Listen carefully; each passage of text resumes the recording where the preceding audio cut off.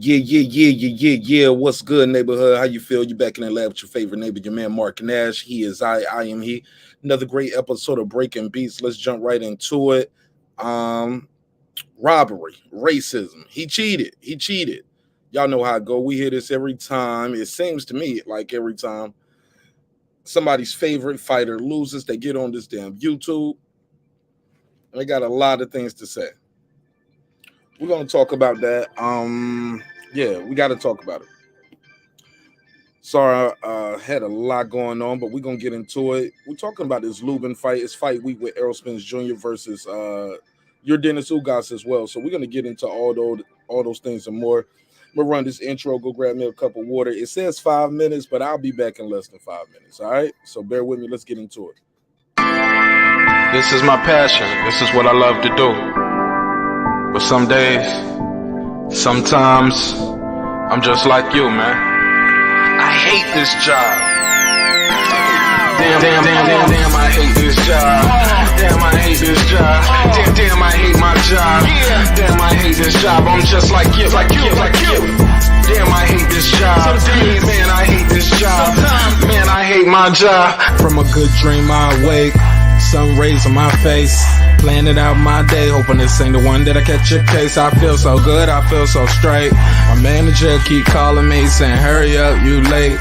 Hurry up, you lay off. Y'all, man, I hate this job. Man, I hate this job. Been trying to play it cool, but it's hard to play it off. I've been hanging on to this bush, cause my car still ain't paid off. I know I'm on my way up, my boy just got laid off, so y'all, man, I hate this job. Man, I hate this job. These hooks here so ratchet, these niggas here so sneaky. Y'all don't even really pay enough for y'all to only pay bi-weekly. I'm trying to double up my cash, take this job, shove it up your ass. Yo, man, I hate this job. Sometimes I wanna say, walk in and slap my boss. This shit is getting hard. Damn, I hate this job. Gotta make it out of this struggle, bruh. And I don't really mean to take it out on you. You just a customer, but damn, I hate this job. Damn, I hate my job. Damn, I hate this job. Damn, I hate my job. Damn, I hate this job. Damn, I hate this job. Damn, I hate my job.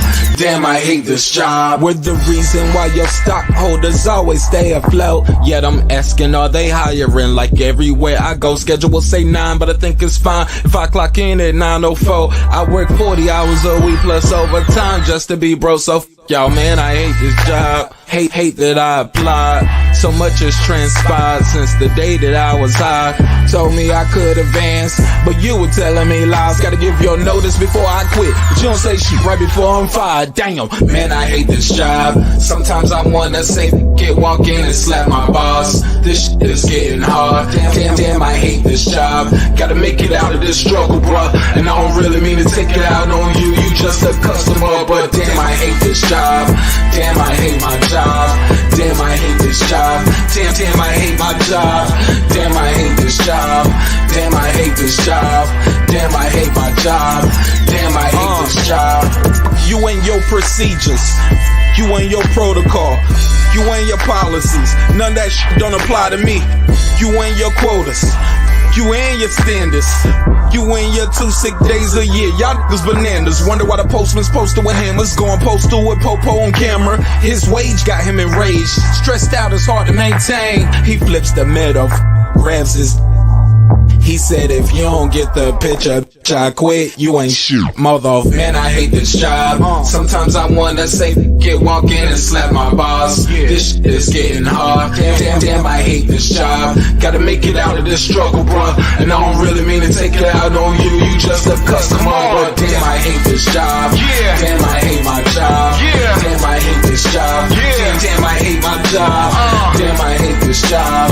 Damn, I hate this job. Damn, I hate my job. Damn, I hate this job. Look, man, I hate this job. I put my pants on one leg at a time, just like you. I'm out here trying to take care of my family. Damn, I hate this job. It's not always glamorous, for real, but I do what I gotta do for me and mine, you know? Damn, I hate this job. Damn, I hate my job. Damn, I hate this job. Damn, I hate my job. Damn, I hate this job. Damn, I hate this job. Damn, I hate my job. Damn, I hate this job. Damn, I hate this job. Damn, I hate this job. Damn,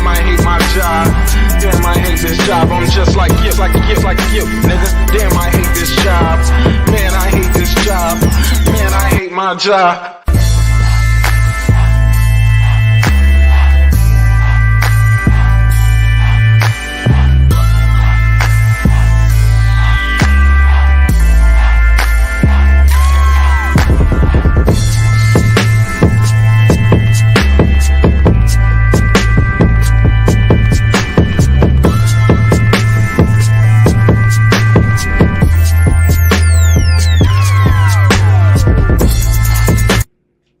The views and opinions expressed in this program are those of the speakers, commentators, experts, and or the host. They do not explicitly nor necessarily reflect nor represent the channel's policy or the views held by the channel or broadcaster. The broadcaster or its channel cannot be held accountable for all or any views expressed during the program. Basically, if I didn't say it, don't come for me. You come for the person who said it. And please don't sue me for somebody else's words. With that said, let's start the show, motherfucker. This that squad side.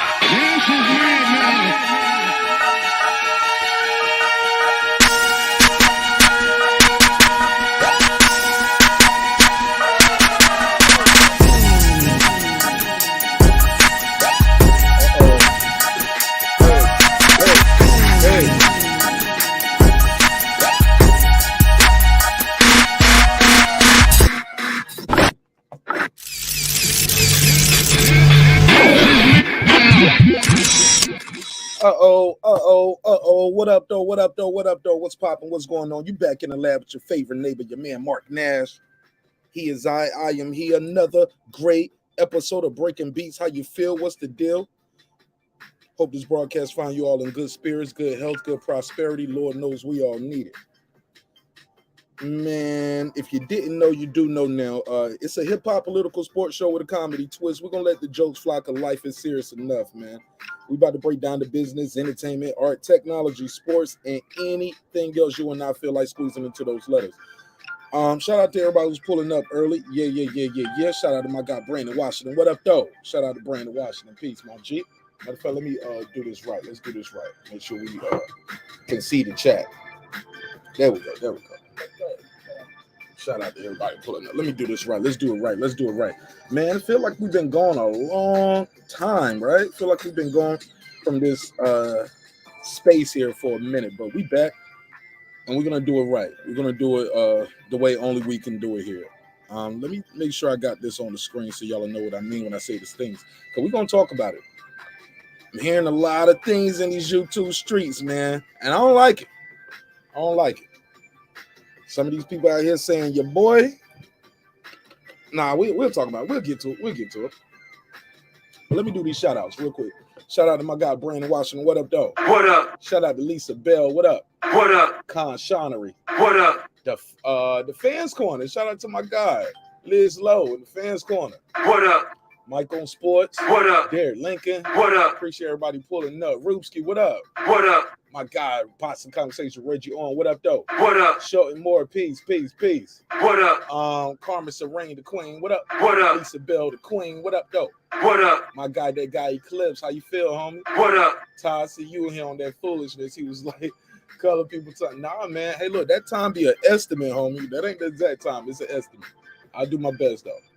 What up? Shout out to my guy Taylor Bell. What up? What up? Girl behind the mic. Good morning, gorgeous. What up? Peace to you. Shout out to everybody who's pulling up. Appreciate you cooking with Searching. What up?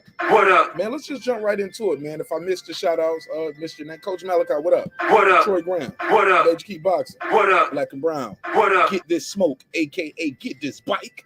What up? Appreciate everybody. Man, let's just talk about this boxing, man. Let's get right into it. It is fight week. Ladies and gentlemen, it is fight week. Errol Spence versus Ugas is going down in about 5 days and a wake up. About 4 or 5 days and a wake up, right? Now, if you're like me, you're excited about this fight, so we're going to talk about that as well. Appreciate everybody, man. If you like me, we're going to talk about this fight. Somebody said, get this smoke. Somebody said, smoke this bite instead of get this bite. Get this smoke. Okay. Yeah, man, we got to talk about it. It is fight week, but we got to get into some of the foolishness that I'm hearing in these YouTube streets. Oh, man, we knew it was going to happen. We knew it was going to happen. We talked about it. We said this before. Damn.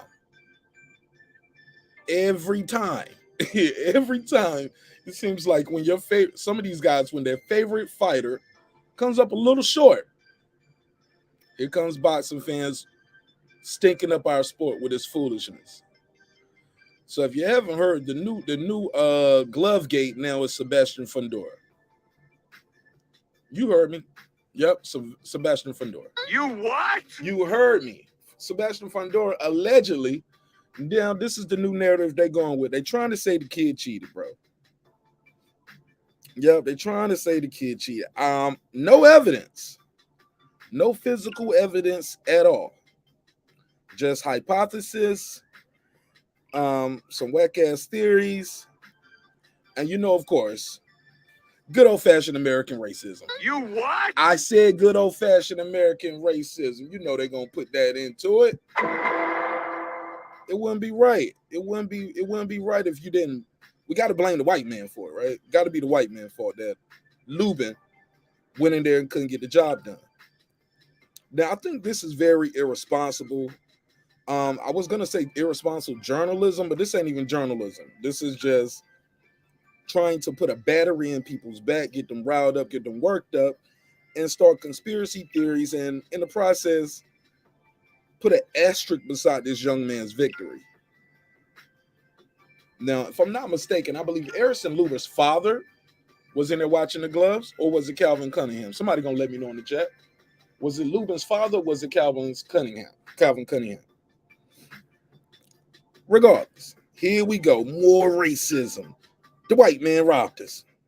Oh, brother, you sleep, Martinez. You're a coon. You don't see what's going on, brother. You don't see what they did to us, brother. Bro, I saw him losing that fight.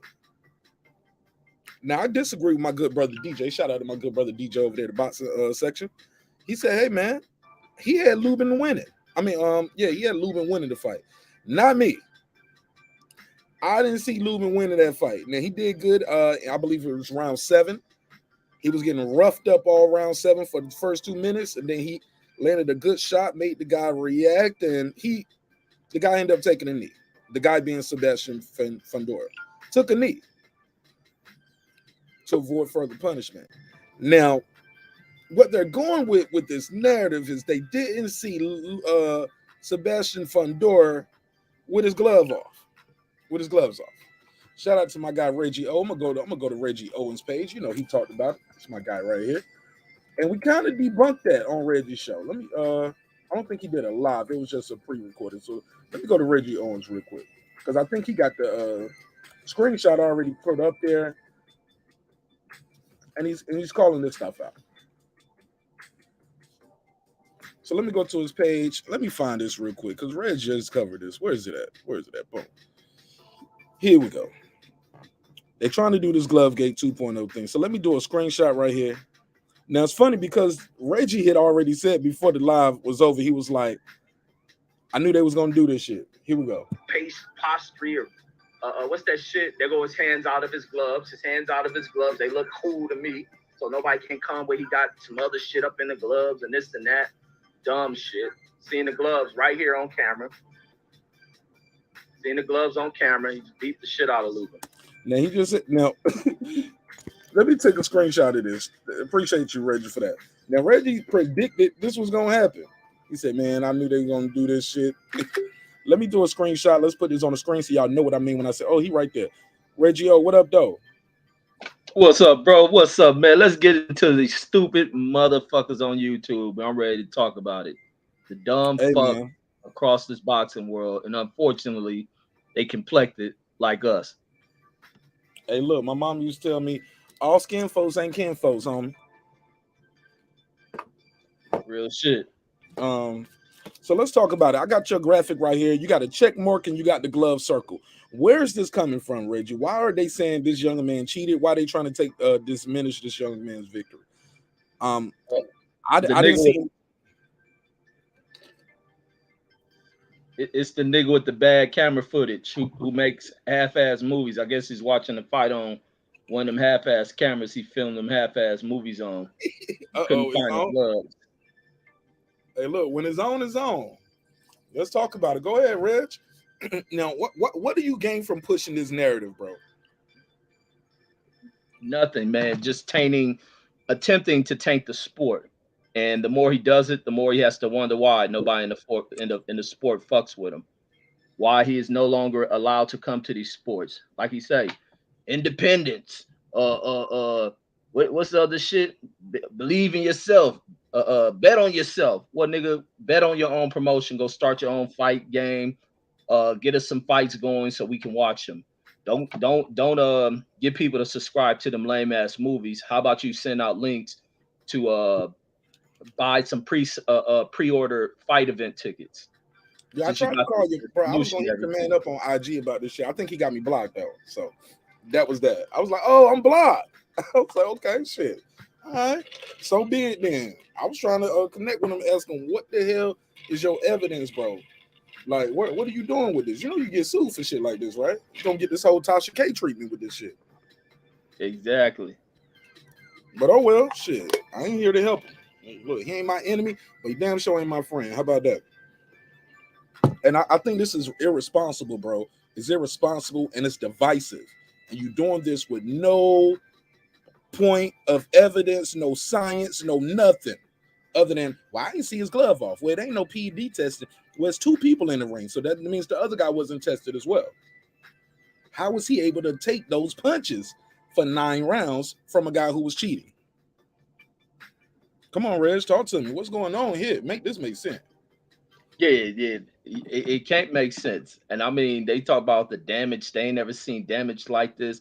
This is the other idiotic shit, which shows me that these people don't know what the hell they're watching. They don't know the sport. They're selective. Now they talking about what he's done, where his power increased. They ain't never seen it. Well, I guess people must be very selective because they forgot what the dude did to I think that was Goucher he fought, where Goucher ended up having to go to the fucking hospital. So I guess people didn't care about Goucher enough to even worry about it. It was just like, oh, fuck Goucher. But going into this fight, they forget the fight. They forget the fact, and I doubt if what's the name spewing out these damn rumors even took the time to even watch the fight.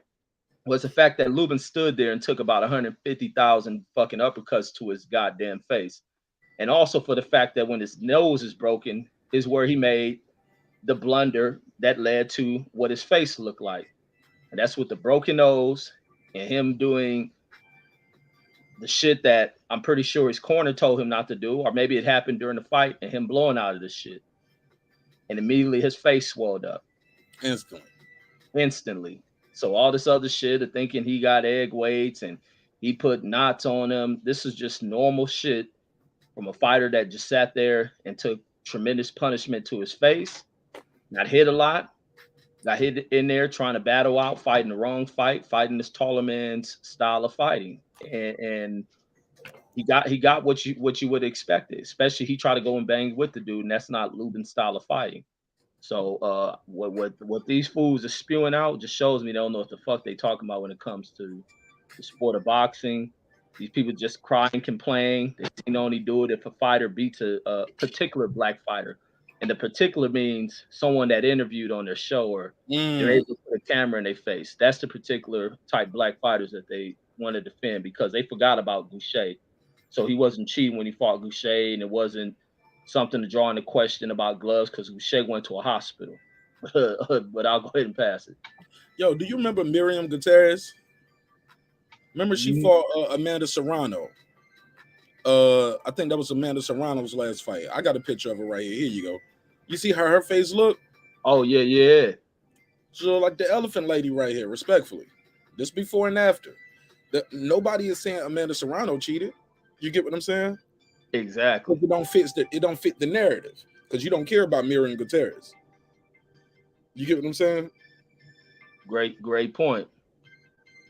These are injuries, bro. That if you know boxing and you watch, bro, low-key, I'm starting to think some of these dudes don't even like boxing. I think they just do it to cover it. Like this was their way to become journalists.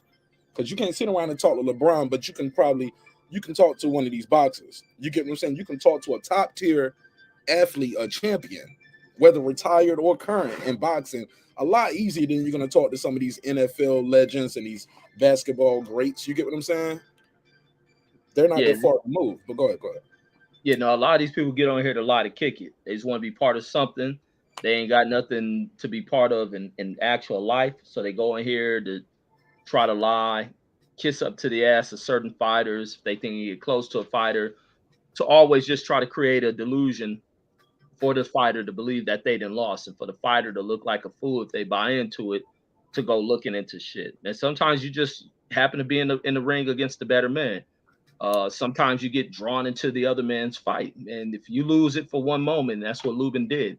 He lost it for the moment of not sticking to his guns, and he got lured into a trap of fighting, the style of fighting. Maybe he thought because this dude was so tall, it would have benefited him to be on the inside to battle with him, and it went totally opposite. He didn't listen to shit the coach told him. The team couldn't figure out what to do to kind of fight the swelling, but it was really nothing the team could do to fight that swelling, because once it was on, it was on. It was done, man. It's just fluid filled up under that layer of skin. So it was like nothing they can do to really put like a ice sting on it to keep the swelling down. That shit's gonna take just time to heal. Like, you chopped up right there at the end. Say that last part again.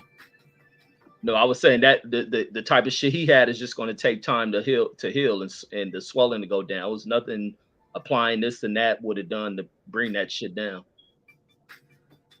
Yeah, I just think this is I don't think some of these dudes like the sport. I don't think they like boxing, because this does not help boxing as a sport. This to push these kind of false narratives with, like I said before, ladies and gentlemen, zero evidence.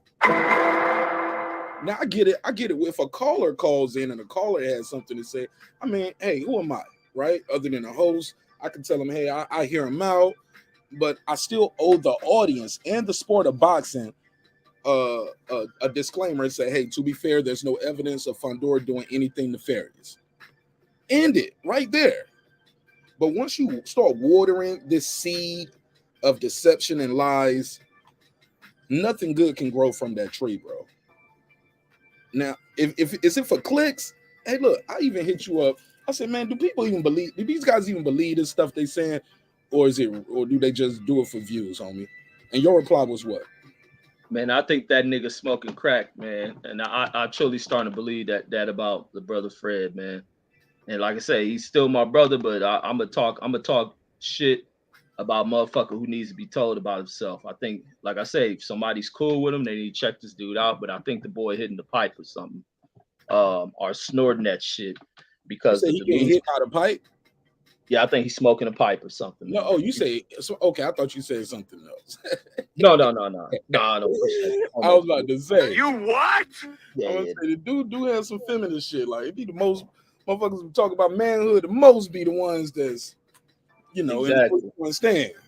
Exactly. Manhood did, masculinity did, and be some other shit going on with him. Fighting the pillow. Fighting and shit. Yeah, but I think the boy hitting that motherfucking crystal, he's smoking something, because the nigga brain is really just drifting off into realms of unknown possibility of some crazy ass shit. But even with the talk of he didn't take the gloves off, taking the gloves off proves exactly fucking what? Taking the gloves off proves what to people? What do people need to see the gloves? If anything, it should be the trainer going over there to maybe grab the gloves or some shit. Taking the gloves off doesn't prove anything. So what? We see the wraps. He showed the wraps, so his gloves were off. I seen him when his gloves were off, and I knew as that fight was going on when it ended, and seeing Lubin's face, that some motherfucker some crazy ass shit about cheating. Then other motherfuckers be coming up with some shit they on steroids, and it's just like, man, if y'all believe that shit, just stop watching this shit. Come on, just stop watching boxing, man. They got so many other sports in this country I think will benefit a lot of people to go off and watch. But the shit that they add to this boxing shit, I understand why Al Heyman and them don't want motherfuckers at their fight events. Eddie Hearn don't want them. Canelo don't want them. Bob Arum halfway don't want them, especially to their big events. They really don't want these motherfuckers at them, and it's understood. You deal with people who do nothing but fucking do 24-hour CNN. Not the little political knock people try to put on CNN, but how CNN was just like on demand, 24-hour news cycle is what people are with boxing. Just 24-hour cycle of fucking negative bullshit. which does nothing to build up the sport. To where promoters can't even put real money behind fighters if you're constantly tearing down the fucking sport. And these people don't even watch half the shit. It was a lot of fights that went on, and people can only tell you about 2 and 3 fights, and that's ridiculous. Right. Shout out to my sister Lisa Bell in the chat. She always tell me all the time. She was like, Mark, it's just so much to talk about. You get what I'm saying? Other than the same 6 fighters. They talk about the same 6 to 8 fighters or the same 4 or 5 matchups. And even if you don't like the fighter, even if they don't like the fighter, okay, now we're just going to tear them down this week. Like, I just don't get it. I don't get it. Look, I've had people call me say, hey, Mark Nash, leave Errol Spence alone. But my reply to that is say, hey, look, I'm the other side to that coin. I think Errol Spence brought that up in the interview today. I'm gonna play a part of that, and we're gonna react to what he said about fighting Terrence Crawford. But I get it. Certain fights we just want to see as fans. But to those guys who say, why you always going at Spence, I always ask them, do you call the other shows and tell them stop calling Bud Crawford a coon, stop calling him Toby Top Rank? Do you do that? Shout out to Leonard Thomas. You know his reply was when I asked him on the live? Nah, I don't do that because I think calling people coons is funny. Come on, bro. But you telling me to leave Errol Spence alone, but you have no problem with what people say about Bud Crawford. Where's the balance? So you don't want balance. You want it just to be one way. You want it just to be one way. Hey, pick on this guy because I root for Errol Spence. And it fits your narrative. I don't get it, homie. But go ahead, I'll pass it. Some people just want to be in the realm of wherever they hear the narratives being driven just to fit in. Some people don't want to, they feel like they stand on the outside of what they think the general consensus is, but the general consensus doesn't follow what people think is the populist belief of delusional bullshit, because on the other side of that, you hear them people complaining about people not listening to them. And there's a reasoning behind why people don't listen to a lot of that shit. It's just time for people to break out of the misinformation, the narratives, the favorable, always wanting shit to be favorable, or this is the other dumb shit I hate to hear. Oh, they setting them up. That's why he lost. They try to set him up, put him in his fight with this dude. But if this motherfucker's supposed to be the best dude, it shouldn't be no such wording as being set up to going into a fight and being set up, or they wanted him to lose. No, if a boxer competing in this sport, you ain't competing in this sport just to jump in the ring. You want to compete in the sport to show that you're better than every man who fucking laces a glove up, and especially the one that stands on the other side of the ring with you. There ain't no setups in there. Especially if you're going after fucking championships, if you're calling out champions, ain't no setting up. They can throw you in there with a fucking polar bear. You better be ready to go after that motherfucker if it's competing in the weight division with you. But people spew out all this weak ass shit, man. It's fucking reflects everything these people spew that come over to watch this boxing shit where they ain't real boxing fans. They spew out a lot of this so soft ass shit that comes from in society. A lot of estrogen fucking sweat being pushed into this game. A lot of what you see in society, dudes raised by women, no fathers around, no fathers really kick them in the ass and make them tough. A lot of women that hug them, soften them up, and then want them to act like boys. Go watch some wrestling or some shit. But these dudes don't know what the fuck what the fuck is going on, and you see it play out in 30 and 40-year-olds, like in 50-year-olds in some cases. Like it's some sick shit, man. But look, it's part of the reason why the dude beat him up like this, bro. Let's just take the elephant out the room, or the giraffe out the room. Boy is 6'5.5", man. He's 6'5.5". When you see him, let me share my screen again. When you see this guy in the ring, it looks weird, right? Respectfully, like it looks like a complete, utter mixed match. If anybody don't know anything about boxing, you're just gonna say, "Oh, hey, I'm betting on the tall guy. He's supposed to win. Look at this. This ain't wrestling where the guy can just scoop him up. No. Look at this guy, bro. He's a phenom. He's just built different for this weight division. Y'all see this screen? Y'all see what I'm looking at? This ain't no glitch. This ain't no glitch in the matrix. No, this is how big he is over these guys. He can beat them on the inside. because while they got their head down trying to batter him on the inside, he's looking straight down at them, and now he can't get hit. Look, he don't took that best punch away by being that close. The Lubin left or a fast right that he can't see right here. He's right there on you. He can lean on you. He can put the bro. It's uppercuts all day. He can lean and push down on your head, put his weight on you. The guy's huge, bro. And he actually fought with his height. Like he jabbed when he wanted to jab. Look, man, come on, bro. And let's not add like Lubin. We haven't seen him get hurt before. Look, we saw him. Look, and I ain't talking about the Charlo. I'm talking about Terrell Gaucher hurt him. Jensen, Banana. Jensen, how you say Jensen Rosario? Banana. He hurt him. Yeah. Jensen hurt him before Lubin wanted to fight. Lubin gets hit and gets hurt, gets dropped, gets wobbled, gets stunned. And this guy took his confidence early in this fight. Lubin felt, in my opinion, had to do whatever. He heard his coach, and everybody who's listening to the ringside, who's watching it, said, "Hey, yo, your corner is going to giving us some damn good advice. Step around, step around." He didn't step around. He stood there and did. I'm gonna use my face for defense moves. He just stayed right there in the pocket. I get it. Maybe he didn't have the legs there. Maybe he didn't have the confidence to move over. It's easier said than done, but his corner was telling him the right things. Am I wrong on that assessment? No, absolutely. No, they was giving him the right shit. He wasn't listening, man. He started to fight.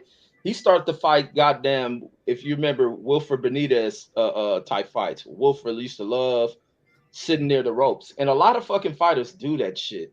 Get like to be near them ropes, and I mean, it's the dumbest shit. He should have kept this shit on the outside, moving this guy around, staying away from them damn ropes.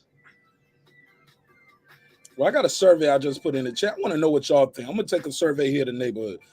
See what y'all think. Got a survey in the chat.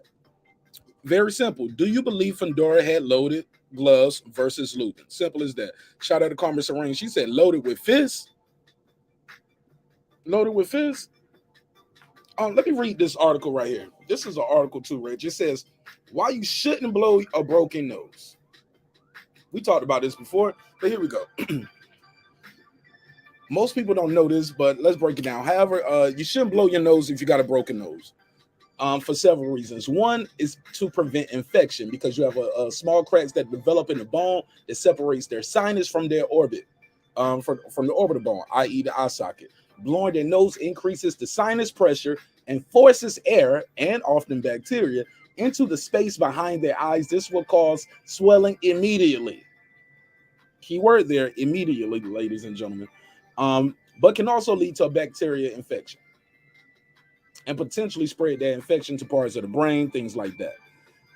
That's why he stopped the fight too. It's not just about, okay, man, he was winning on the cards. Coach don't know he winning on the cards. He know his face don't look like the winner. He knows his guy's not fighting the way he's normally fighting. He know his guy ain't listening to him. That's why he stopped the fight as well. Your guy ain't listening to you. What you supposed to do? Let him die in the ring? Because after looking at his face like this, everybody would have said why Coach should have been stopped the fight. Lubin's face was being morphed and being changed in there. I don't see. Hey, look, your guy was talking about he wanted to take them gloves off because the gloves was too heavy. Those are tiny. No, he said they was tiny gloves, tiny. I'm like, they 10-ounce gloves. Those ain't the smallest gloves we got in boxing. Do you know boxing or not? But to say the reason why people take the gloves off quick is because they're tiny. No, they take them off because they're heavy too. They start getting heavy. You want to move your fingers, but you know, you're sweating, sweat and water as they put water on you. Sweat and water, all that shit is going in these gloves, making those gloves heavy. But the kid was celebrating after the fight. Somebody gave him a phone. He was taking phone calls. He didn't get them off quick enough. But more importantly, did you see Lubin's gloves off after the fight? Because I'm going to say no, because he left the ring. Did Lubin run out the ring to hide his egg weights in his gloves? Say that again? Did Lubin run out of the ring to hide his egg weights because he didn't want to take his gloves off? No, why wasn't that excuse made up? Somebody said this best. It was what's his name? Sugar Hill. Sugar Hill was interviewing with my guy, Coach Malachi Williams, and Coach Malachi asked him about those gloves. He's like, no, nobody checked our gloves after the fight. But to be fair, nobody checked Deontay Wilder gloves after the fight neither. They don't check the gloves after the fight because the fight is over. You get what I'm saying? They watch you. They put up the gloves. Somebody from your team watch you wrap them, and then you go in there and fight. I don't know if they got this thing right here where they can check the gloves after the fight now, but if they need to do that to please some people, have at it. But we got to have evidence, man. We can't just be out here just glove gate again, bro. Like, and it looks bad, Reggie. It looks bad because it's black folks. When your favorite fighter loses, it's always something malicious, nefarious, criminal. Somebody did you wrong. And you know what? It's always who? Come on, say it with me. Come on, ladies and gentlemen. Y'all know who did it to you. Dun, dun, dun. You guessed it. The white man. The white man. It's always the white man. It's always a bigger play. It's never just, hey, your guy lost. He did his best, but his best wasn't good enough. He got outmatched. He got outgunned. He didn't listen to the corner. When training meets preparation and y'all get in the ring, sometimes even still, you're not good enough to beat this guy tonight. It happens. But I think when you start doing shit like this, man, you're kind of trying to get maybe he's trying to give the guy a way out. I'm gonna let you know. I'm gonna be real disappointed with Lubin if Lubin comes out and start running with this shit, yo. I respect Lubin for what he do in the ring, win, lose, or draw. Like I mean, when he lost to Charlo, he was like, "Yo, I wasn't world champion tonight, but I will be a world champion one day." Shit, I don't know now. I don't know where he goes from here. We can talk about it, but I pray that Lubin, Erickson Lubin's father, Coach Cunningham, I pray his whole team blows this off, and when they're able to do an interview, give this man his credit. Say, hey man, it was a tough fight. You just got to bounce back stronger. Oh boy was like, yo, I can't wait to talk to him and ask him how those punches felt. For what? What you mean? So if he said they felt like his hands felt like he had hands of stone, are you gonna be like, checkmate, he cheated? Because Lubin said his punches felt like he had bricks. Sometimes that's what it feels like when you getting hit in a sore spot. You keep getting hit with the same punches over and over and over and over and over and over and over. I'm gonna pull up these punch stats too, because he landed almost 100, over 100 more punches, bro. So just stand there, let me punch you in your face 100 times. You get what I'm saying? With uppercuts, it's gonna change, bro. It's gonna change you. It's gonna change the way your face look. But I can't ride with that one, bro. Just to be out here willy-nilly calling somebody a cheater or saying it without saying it. You get what I'm saying? Trying to lead the witness. It's truly irresponsible, bro. And that ain't journalism. And it's not good for boxing. Shout out to my guy, Blood Boxing. He said his trainer did the right thing. Absolutely. Yeah, no, he definitely did the right thing. I thought he could have did it a round or two before that. But it's like to make these accusations against someone, man, with that are unwarranted. Well, 2 rounds before that, Lubin got a knockdown, though, to be fair. Well, in that same round, he got the knockdown. He was getting his ass whooped. That's why I was like, even me, I was wondering, how the hell do you score it? And even the judges scored it like a 10-9 or something. Because there's no way that was a 10-8 round. He was getting his ass severely beaten that round. He happened to land a punch. And also, Fundora did the smart thing when he was hurt like that. He took the knee. But I thought he was standing up. He was staying up a little bit too long. I think if Lubin's face wasn't fucked up, I don't know if Lubin couldn't see the guy. He could have got something in there flush to knock him out, because Fundora was almost a standing target. He's almost out there like a damn giraffe, almost straight up after being rocked with a punch. But he got smart, like Charles Martin a little bit, didn't he? Yeah, he locked up, and he got smart by saying, "Damn, this guy coming at me. Let me take this damn knee." And that was a very, very smart thing for him, and he recovered fast as fuck. Going into the next round, it was the same thing. He just started beating the shit out of out of Lubin again. But it was just it was no coming back from that. Even if people saying they had him up on the scorecards, about to go into round number, what are they gonna go into round number 8, or even if it was round 10, it was gonna get more brutal. And those injuries probably could have turned into something much worse. It could have turned to something way worse. And then the shoulders separated. It would have been nothing this guy would have been able to give to defend himself. His defenses would have been gone. He didn't even have defenses to begin with.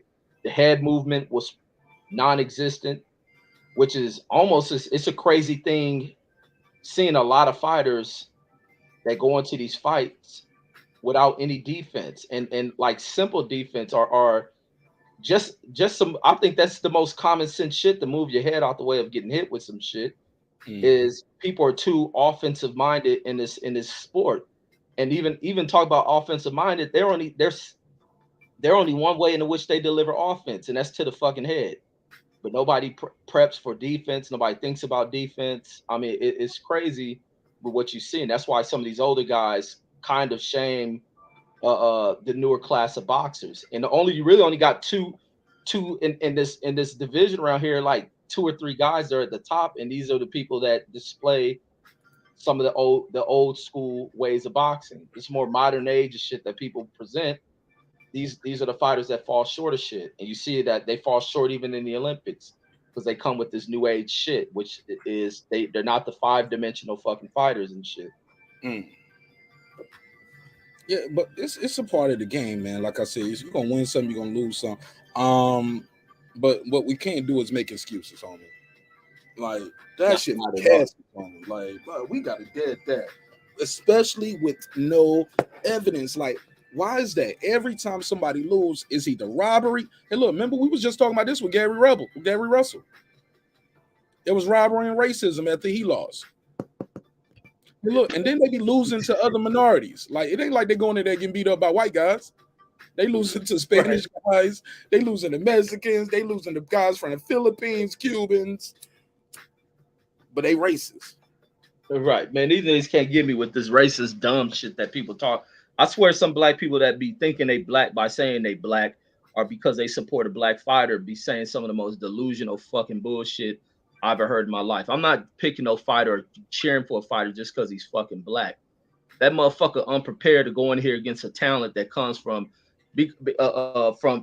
anywhere in this world, and this is a fighter who can't keep a focus on shit, ain't really practicing on shit against dangerous. Hey, look, put me against Tyson Fury. We both heavyweights. Are you gonna root for me? Y'all might root for the underdog, but come on, man. I ain't about to beat Tyson Fury. I got self-belief in myself, but I'm just realistic. Tyson Fury about to beat the shit out of Martin Ash for about 2 rounds, about 1.5.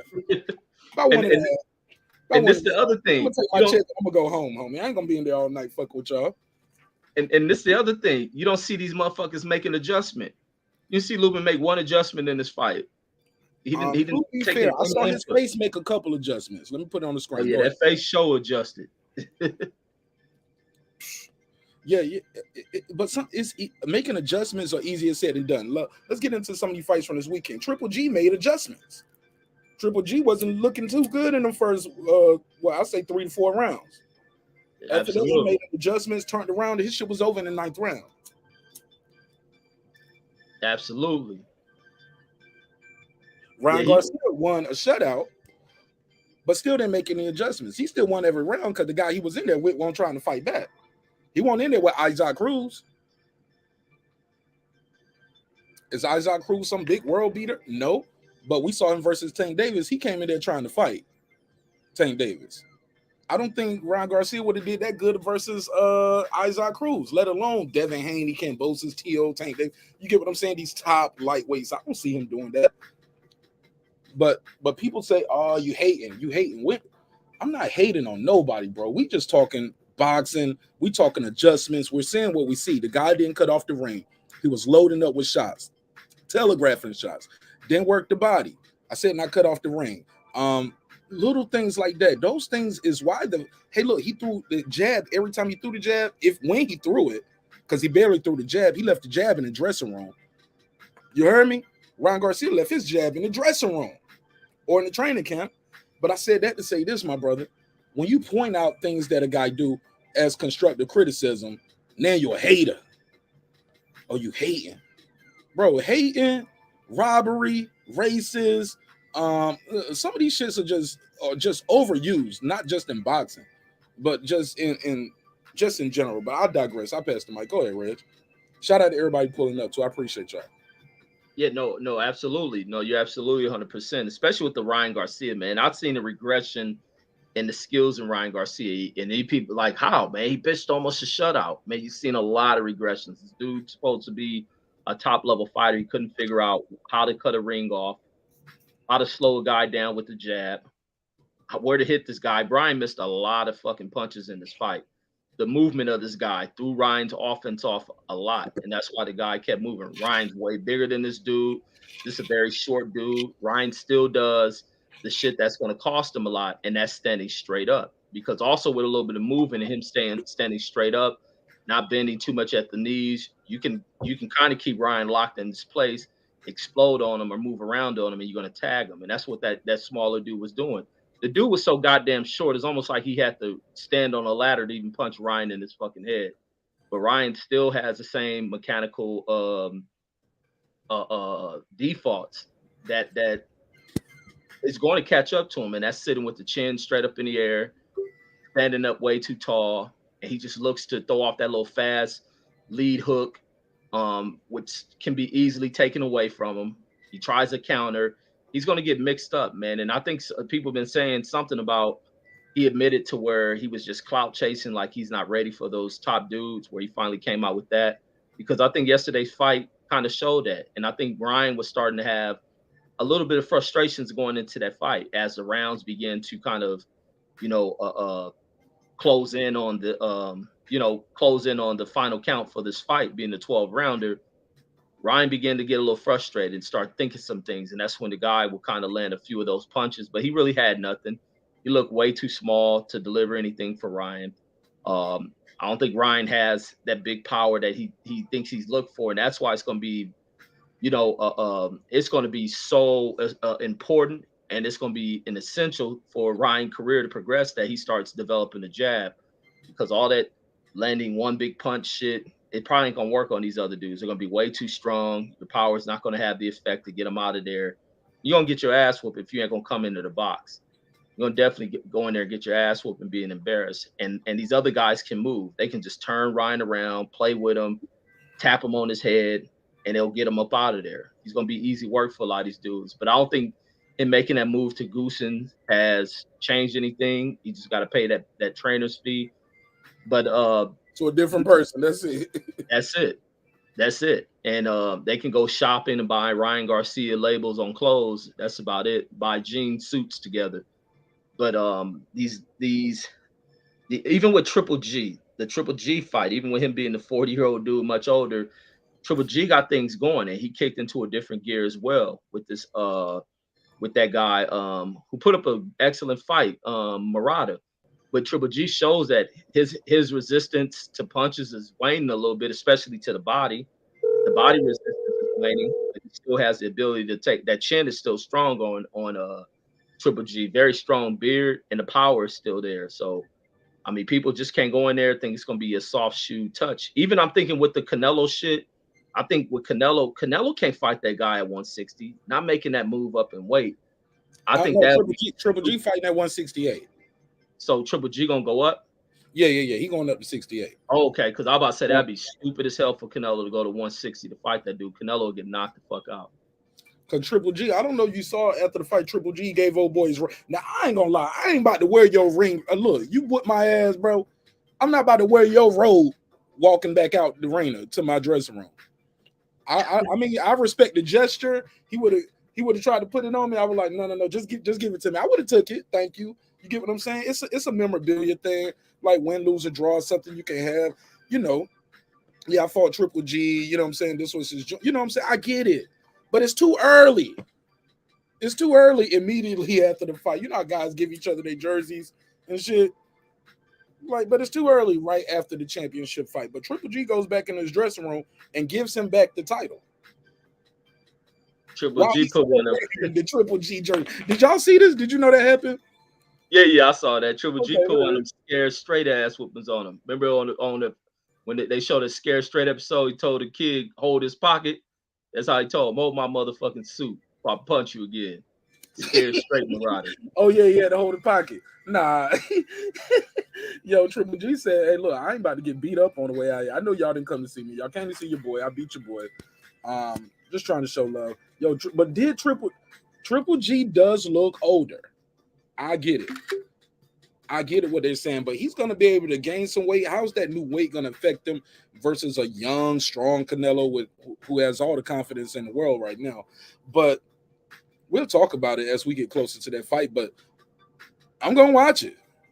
I'm gonna watch it. This guy Triple G, for what all we can say about him, at the end of the day, ain't nobody whooping his ass. You get what I'm saying? Ain't nobody just running through Triple G. He is still kicking ass. Right? Like, only person to beat him is Canelo. And that's debatable to some people. I gave that fight to Canelo. Actually, I gave the first two fights to Canelo. Because that first fight, I thought Canelo was like this nigga's in fighting like Floyd. Like the shit he was doing on the rope, shaking his head, no. But he was getting clocked though a couple of times, and then shook his head no. I was like, yes, you got hit. But I guess the no was like, hey, you didn't hurt me. But yeah, look at this, man. He's wearing Triple G's robe. His sweaty ass robe. Nah, I don't want to wear your robe right here out the ring, homie. I'm sorry. Now, him giving that belt back, was that just a formality? Are they going to get rid of that belt? Because they said they're trying to get rid of those regular belts anyway. That was a regular belt that he gave back. Right? Yeah, Canelo said, throw this shit in the trash for me. Give me my motherfucking suit. Who said throw it in? Oh, Triple G? Yeah, Triple G walked back in there for his robe. Give me my that's shit. What he said, hey, here's your belt and give me back my damn robe. What kind of robe is this? Is this Versace? What is this? Pakistani Versace. Pakistani Versace. Pakistan. Versace. Hey, look, Pakistani Versace. Never heard of it. Never heard of it. Yo, that's wild. All right. Let me see what they're saying in the chat, man. As far as this survey, man, I'm saying 89% of you are saying no, but look at this. 11% are saying yes. They believe Fundora had loaded gloves. 11%. I think that stars because do you think it's like this, Reg? And I'm gonna ask you your opinion. We're gonna go for lack of better words, we're gonna go beyond the surface level on this. Is it possible black fans, black boxing fans, right, believe that I'm gonna go out here with this? You ready? You still with me? Go ahead. Black people are genetically superior in athletic sports. I'm not saying that. I'm saying some people believe this. I think, hey, you're good. I've seen black guys get their ass kicked by white guys in swimming, in running. I've seen guys lose in pole vault, wrestling. I watched the MMA as well. As you guys know, I've seen white guys beat black guys in those sports too. Is it possible some people are believing that quote unquote, my people are superior, so for you to beat me or my people, you had to cheat? Is that possible? People are thinking that. I think some people do believe that, but I think when you put it down, I think we are genetically superior than probably every race of people, but that don't mean shit that you're gonna beat somebody ass. Especially right, that don't mean I'm gonna go in there and beat Tyson Fury. Yeah, exactly. That don't mean you're gonna whoop their ass, especially if you ain't put the preparation, the training and skills. You ain't put that shit in. That shit don't mean shit. You can probably jump higher than that person, run faster than them, lift more than them. It don't mean shit if your mind ain't geared for the to be able to do the proper things you need to do inside of a fight. You ain't getting your hands up when you need to get them up. You ain't moving your head when you need to get it up. You're not stepping around on shit. It's a lot of genetically gifted people who fall short of fully reaching their fucking potential. We grow up around them all throughout our lives. We see naturally gifted people and they fall short by what extra work they don't put in because they feel they have these gifts and they fall asleep on shit and then they run into somebody who kicks their ass, or somebody they think they're gonna walk through by looking at them, or he's of this race, and they go in there and get their ass kicked. SLG said he preferred Triple G have it dry cleaned and sent to me. That's what I'm talking about. Have that robe dry cleaned, homie. Don't wear the robe into the ring. Then after you knock me out, come over there, rub me on my back, and put the like. Is it a rule too that say you got to take your gloves off in the ring? I see Triple G got his off right then. Is that a rule say you got to take it off right then? Hell no. And even this the other thing with the glove thing with not taking them off is sometimes you rush. You rush by your people, the fight suddenly stops. It ain't like a fight that goes to the scorecard and they got time to do this and that. Sometimes you rush your team celebrating this and that. He's new too. He's new. Yeah, Fundora. Yeah, Fundora's new to it, so it's team celebrating. They taking photos. Right? Yeah, Fundora. They rushing them. They taking photos. The interview is taking place very quickly. Somebody called somebody on the phone. He had to, exactly. I was like, this ain't the president. Like Joe Biden. Like, why he on the phone already? But I get it. Some people like that might be part of it. Call me right after the fight. But the $1 million that could have been a promotion. Man, his life done turned into some millionaire shit. That's why they so happy about that shit. Mm-hmm. Hold on 1 second, bro. Go ahead. I need to blow my nose real quick. Excuse me. Yeah, so the life changed. Like that shit was an exhilarating moment for them. Not to take their gloves off for a nigga named fucking Barbershop Conversations. His life changed. His family realized what's at stake. Who did he immediately call? He called for Charlo. Now everybody's no longer to doubt him based on what he did to Lubin. He is right there in the hunt to possibly fight an undisputed fucking champion. The money is about to be big for this dude. The lifestyle is about to change for his family. Hopefully they remain humble, but things that they may have never had, because this is a poor man's sport. Maybe they get the house gets fully paid off. Maybe they buy extra home. Maybe you can send a sister or another relative through college. Life is about to change for this young dude and his fucking family through the sport. And that's the beauty of boxing when shit happens like this. This shit is a blessing in disguise that he may possibly go into fighting for an undisputed championship. It's a big time blessing. Big time blessing. He put the work in, he earned his way up, and you can't take nothing away from him. You cannot. He said conspiracy. Shout out to my guy Redcliffe. He said conspiracy theories to explain what took place that defied my personal logic. There must be a reason why. Motherfucker 6'5.5", bro, with boxing skills, with a chin. You can't just drop him with one shot. And Lubin was definitely shooting 1 or 2 shots. He was looping. He threw that looping left hand early and missed it a couple times early. Might have got discouraged. That shit takes a lot of gas, and he's swinging up. You got to train for that. I don't know how what's the tallest sparring partner you gonna get for this weight division? It's hard. How you mimic that in training? How do you mimic that? How do you practice for that? You got to raise the heavy bag up. You got to raise. You get what I'm saying? Like that. Like you got to put an X at the top right here. Like this is 6'5". Put an X at the top. Measure that in the gym. I don't think they did that, bro. I don't know for certain. I would love to talk to the coach and find out. But do you guys, when you fight a guy that's like this, because it's an anomaly, 6'5.5", 154? Come on, bro. So like, what is he doing? Mountain climbers? Like what exercises you do to get that endurance up to be able to do that all day long? Well, for 36 minutes. But the exercise they should have did is watch video on this motherfucker, and I guarantee they ain't do that. Why you say that?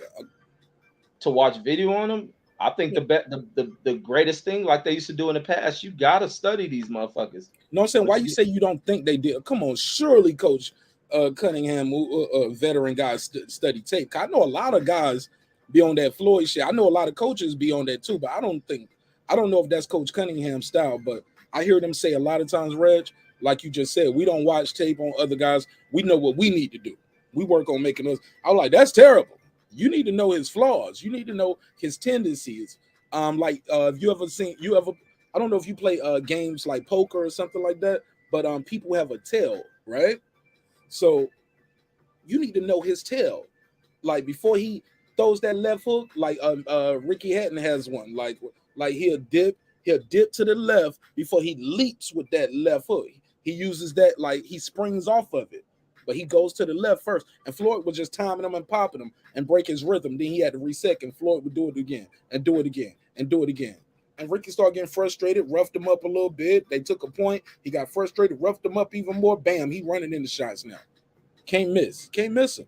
Head on the line, throw the game plan out. Some guys revert back to what they know best, especially once they get hit in the face. You're getting frustrated. I don't see Lubin ever trying to frustrate his opponent. I saw him just trying to outwill him and saying, "Hey, yo, this is a skinny kid. I'm a bully him." You get what I'm saying? Yup. He made the mistake that I think a lot of people go in there and do. And they look at this kid. And they think, oh, this is gonna be easy work. I'm gonna break this little bony motherfucker down. And Right. they get in and realize this dude is much stronger than what we thought. That's just like the lion who sees the tall, skinny ass giraffe. And the lion, like, oh, I'm gonna eat this little tall, skinny motherfucker up. And the lion realized he can barely bite through the skin of this tall ass thing, this tall ass animal, slinging him around and kicked him in the head. Can't get to his throat. And yeah, and they can't do shit to this tall giraffe where he look bony and skinny, but he's way stronger than what the hell he looks. And that's the same thing what they see in this kid. They walk in here, and a lot of people base shit up off of how a person present themselves. They think motherfucker, I go in there, man, nigga ain't even rocking no polo, and he ain't got a Gucci belt on. Oh, he got glasses. Yeah, he ain't got a Fendi purse. This nigga like Revenge of the Nerds, man. They find this old Tim Duncan looking motherfucker at, and not realizing because nigga got his shirt tucked in, he wearing a proper belt. Motherfucker like he just walked out of a calculus classroom, and they be thinking I'm gonna beat this nerd up, and the nerd going there and motherfucking elephant man your whole fucking system, man.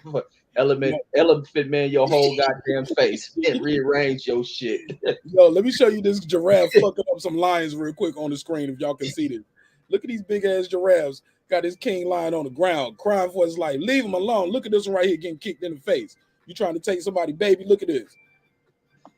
Giraffe accidentally kills her newborn calf with a lethal kick, trying to get the lioness off of her. Oh yeah, motherfucker can kill you in a stump. He's trying to look. She trying to kill. She ended up killing her baby. Oh yeah, these motherfuckers. It's hard to get these big ass giraffes sometimes because they can't get to the throat.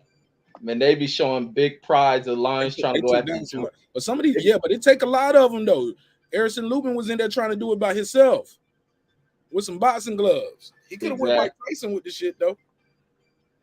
Maybe not. I shouldn't have said that. Don't go Mike Tyson with the flow, homie. Shout out to my guy Boxing Scholar. What up, Boxing Scholar? Boxing Scholar, you want to join the panel, man? Click the link, join the panel. Please don't wait to 2 hours and 30 minutes in. When we say, all right, man, that's about it. Pull up. Shout out to my guy Troy Graham. Troy Graham, I wasn't able to catch you live with Andre Rozier, but you did send it to me. I appreciate the invite. But I'm gonna check the replay and see how it went. Did he pull up? Did you do the interview with Andre Rozier? Let me know how it went. I'm gonna check it out and see if we can chop some clips of that and share that out for you and help promote that interview with Andre Rozier. Shout out to the Fight Doctor as well. Uncle Kenny's in the building. He said Fundora looks like a tall ass high school kid. Right, bro. Hey, look, man, I like Lubin. I like his story. A lot of these guys in boxing come from just some tough lives, bro. You get what I'm saying? It's hard not to like and respect them, wish them well, and root their story, but somebody else got a story too. You get what I'm saying? Somebody else went through adversity. Somebody else don't supposed to be here neither. They on their 5th second chance. It's nothing wrong with saying, hey, man, this is good. This is a good fight. This guy went in there and did what he had to do. And to say things, like I said, this is going to be the word of the night, ladies and gentlemen, nefarious. To say these nefarious things took place in that ring with zero evidence is disrespectful to the sport. It's irresponsible. That's going to be another word y'all going to hear all night. Irresponsible to say those things without evidence. Gonna fuck around and get sued. Gonna fuck around and get sued, man. And it's very possible that you can get sued for things that you say on these damn airwaves, especially when you have a certain size audience and you pushing this to the masses. And when we look it up, it don't start nowhere with you. Like, we can trace this back too. It only other thing I heard Terrence Crawford say he's the cheat code.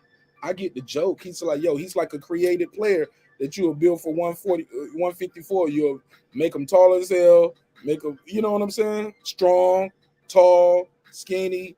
You know what I'm saying? Where you just like, he looks like a creative player for 154. If you're playing a video game. But shout out to everybody pulling up. Oh, phone line's open too. If y'all want to chop it up with your man Martin Nash, 470-705-9507. 470-705-9507. I dropped the link. Shout out to my guy D-Style. Yeah, D-Style. Yeah, man. We over here cooking this bullshit up, man. Chopping it up. People up there trying to say Fundora did something. Word of the day, nefarious. Nope. We ain't going for it. We're not going to allow it. Not going to take away this young man's victory. This young man went in there, fought his ass off, got off the canvas as well. And like I said, what's good for the goose is good for the gander, because the narrative that they're running with is there was no PED testing. It's no PED testing. It's no PED testing. So does that mean Lubin was on something to be hit with loaded gloves for 9 rounds and only got dropped once? Got up, stayed in the fight, was able to drop his opponent. His coach ended up having to stop it due to damage on his face, but not due to his heart or his will to fight. He was winning on the scorecards. So where's the fix? Like, it's so many narratives that so many things in that cake that have to be baked right for your narrative to be true. And I can't buy that product. I can't eat that cake. I won't eat the cake, anime. Shout out to Lisa Bell. She said, what's up to D-Style? SLG, what up, though? He said, Bud made a comment and the haters ran with it too. Bro, they took it out of context. They took it out of context. He said he's the cheat code. Not saying he's a cheater. Yeah, they took it out of context, SLG. Reg, you want to react to that? Wait, saying they took it out of Bud? Oh, Bud he was like, Bud made a comment and the haters ran with it too. Almost like when Bud said he's the cheat code. It's bro, that's just slang. He's not saying the guy cheated. Man, these people in the world, man, have such retarded minds.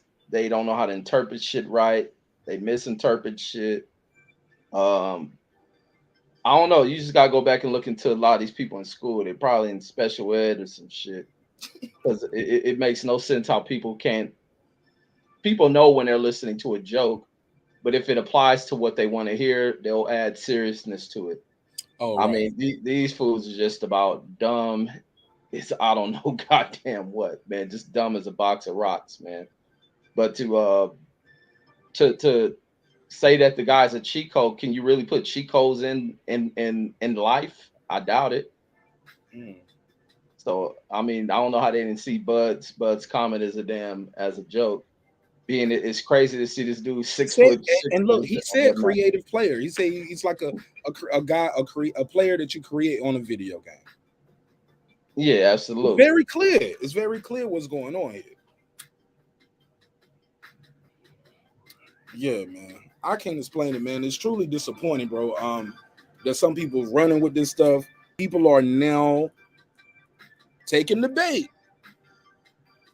Man, hey, they better not pull this shit on Saturday if the fight don't go the way they want it to go.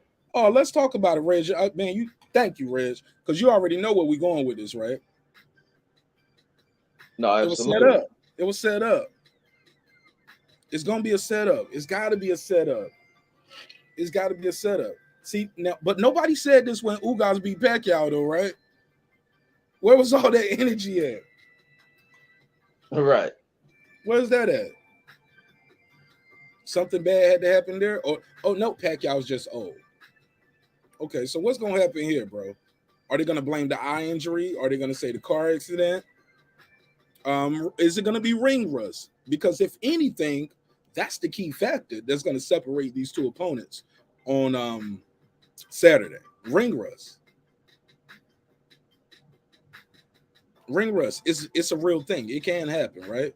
Timing. Your timing is off. Errol Spence he works behind that power jab, bro. If that jab is not popping right and Ugas can time him over that jab or jab with them, we're gonna have a good fight. We're gonna see how this goes with that second punch. Because you're gonna have to throw another punch after that. What's gonna happen? Is this I don't see Ugas breaking his will, but you know what? Anything can happen. What if Ugas breaks his nose and Errol Spence blows his nose? It can happen, bro. Anything can happen, right? And then we got a different fight once you got a broken nose, as you saw. Even once you drop the guy, you can be ahead on the scorecards, but you can still lose the fight. He dropped you in the second. You've been rallying back. They got you up on the TV scorecard. I still don't know how they had him up. Let me pull up these punch stats too. But yeah, Reggie, cook on this Spence Ugas while I pull up the punch stats for Saturday. Yeah, man. I hope people don't go in here. I mean, if you're a boxing fan, you gotta stop crying so goddamn much. But then again, I expect it because a lot of these dudes ain't boxing fans. A lot of these people are lonely as people. They just want to fit in. They ain't never had brothers they grew up with. They ain't never had uncles, cousins, and shit they grew up with. So the computer is where they find their brothers and shit. And they the sisters. But they gonna go into this damn fight expecting nothing is guaranteed when you got this level of fighters going up against each other. I'm going for Earl. I want Earl to pull this one off. But I'm also of the mindset where I respect Ugas as a fighter, and I like Ugas as a fighter because he lives a lifestyle of a boxer. He don't go in here half-assing and fights. He gives it his all, and he's a tough as nails goddamn opponent. So with that, this fight can go any way. It can either tip towards Ugas, it can tip towards Errol Spence. But if Errol Spence doesn't come out the victor, because that's where you're gonna get more of the side of crybabies, because these people who act like they're Errol Spence fans, and even someone who act like they Wilder's fan. I'm a fan of both Wilder and Errol Spence. These other motherfuckers, I don't know what the hell they are. I'll call them the Errol bitches and the Wilder bitches, who've been some of the worst groups of people that have ever acted like they're fans of the sport. But anytime a fighter loses a fight, here they come with an injection of fucking excuses. Sometimes you're gonna win some, you're gonna lose some of them. And if Earl goes into Saturday and he loses the fight, can't be looking for fucking excuses. Oh, they set him up. Al Heyman and them just wanted a new champion. They looking to open up the Cuban fan base. That's gonna be the narrative. Yo, you know, Cuba just got they just opened back up professional boxing. So that's what they doing is they robbed Errol in his hometown, built the new Latin fan base. He's their new king. He's gonna get the black bro. They got to build, bro. Motherfuckers are delusional. Excuse my French. I'm sorry, y'all. I'm in France. My brother, like, is that what it is? No matter, that's called manipulation, bro. Like, no matter how it goes, I got a reason why. No, bro, we can't be up here talking about masculinity this and masculinity that, and then you got an excuse for every time you fell short. Sometimes you just fell short because you fell short. It happens. It's part of life. We fall down, we get back up. Sometimes the money low, sometimes the money up. Shit, sometimes you're gonna hit a couple licks. And then sometimes you got to get out there and work your ass off and sweat for it too. But it's hustling, it's grinding, it's part of life. But more importantly, you can't make excuses. You just got to say, I dropped the ball, pick it up and keep moving, right? Or am I missing something here? Like, I ain't got all the answers, but I know making excuses ain't and having like, come on, bro. That's what it's going to be, Reg. I can't believe it. Shout out to Mary Ross. She said Fundora versus Crawford at 154. I watched that shit. I watched that. Still got work to do at 147, but I love to see that. Because I don't see Jamel. I don't see Jamel beating this dude. I think he's gonna do the same shit Lubin did and everybody else. I'm gonna rush this gazelle, this damn giraffe. And this giraffe gonna start stumping on the back side and the front of your face with them hooves. But these are the punch stats, though. I got them on the screen. Fundora's all the way to the left. I got my logo right there. But so let me see. Let me move my logo. Boom. I switched the logo. All right, but all right, there we go. I put that one up. So Fundora's right here, right on the far right. Lubin's at the left. He landed over 100 punches more, ladies and gentlemen. He threw almost double. Now, when you see those punches too, they don't even look like they hurting like that neither, Reggie, do they? Like they be them shits looking like pity pads the way he doing them. But I'm looking at, as I was looking at the replays and shit, I'm like, they looking like pity pad because he ain't even getting full extension on them. Like he's just, soon as he just is right there. The face is right there, and he's just boom, boom, boom, boom, like back and forth, left, right, left, right. He was landing like 4-1. At one point early on in them rounds on Lubin, yo. 3-1 early on Lubin. Now, if he might not have been landing, I'm sorry, he was throwing 4-1 at certain times early on the fight, not landing. But the ones he were landing with were big uppercuts, popping Lubin's head up. Oh, man, it was terrible. Somebody, shout out to Uncle Kenny, he said, Charlo would beat his ass. Okay. I ain't never seen this kid lose. I seen Charlo lose. I seen Charlo go in there and go for broke trying to get somebody out there too. And I see him gas out a little bit right after that. That happened with Castaño. He thought he hurt Castaño and he threw a lot of big shots. Castaño was backing up. Jamal was lunging in and missing, but he looks like the aggressor, but he was missing. And then he took a break, and Castaño turned it on. Like, come on, bro. Like, we got to keep it a buck. We got to take our emotions out of it. I know he's the black guy, brother, but we got to tell the truth. It's boxing, right? Boxing is what they call the circle of truth right here. We're gonna find out tonight if you're everything you said you were. But we ain't gonna be up here making no excuses after you lose. Shout out to my guy D-Ray all day. What's popping? What's happening? All day. What's up, bro? Man, just talking about this boxing thing, you know what I'm saying? Chopping up with y'all the cooking it. Yeah, hey, y'all cooking it, man. Y'all destroying me out here, man. Yeah, we're just having a good conversation. What's your take on the topic, though, bro? It's a great conversation, bro. But the thing is, you know, I kind of think that it goes back to that conversation that you had when you had Stitch up here. When I had who? Talking about Stitch. Okay. Stitch Duran. Shout out to my guy, Stitch Duran. Right. And he was talking about the association that, you know, we was kind of thinking about with the fighters and all that, you know, because they don't plan to have to go to the hospital and be needing rehab. And, you know what I'm saying? They was thinking they was going to be able to get a fresh new chain and a whip and, you know, get some nails and hair done for their girl or something, bro. You know what I'm saying? And for them to have to, you know, and let alone if they have children to have to try to take care of, you know what I'm saying? Like Ugas and Spence do. For sure. But D-Ray, here's my thing, though. When you start saying, oh, it was set up. It was the rules. The rules are made for them. Like, it just hit me like a ton of bricks, like a Kenny Porter slap. He hit me like a Chris Rock slap. Like, oh, he hit me like a ton of bricks. Hey, look, no.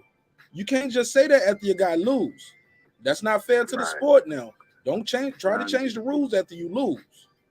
You knew the game when you got in the game, and you were okay with it. You rooting for it. You do shows about it. You interview people who are promoters and commission. You don't talk about the rules. You kiss ass and brown nose and suck dick for downloads. So let's call a spade, homie. Oh, I'm just saying it is what it is, homie. If I'm stepping on anybody's toes, curl them up next time. That's how I get down, baby. You know what I'm saying? If I'm stepping on your toes, curl them up, baby. Talk about the rules then. Don't talk about the rules after you get lost. Like, It was nigga, get into business. And I talk agree to the with fighters about it. Talk to the coaches and the trainers and the promoters about it.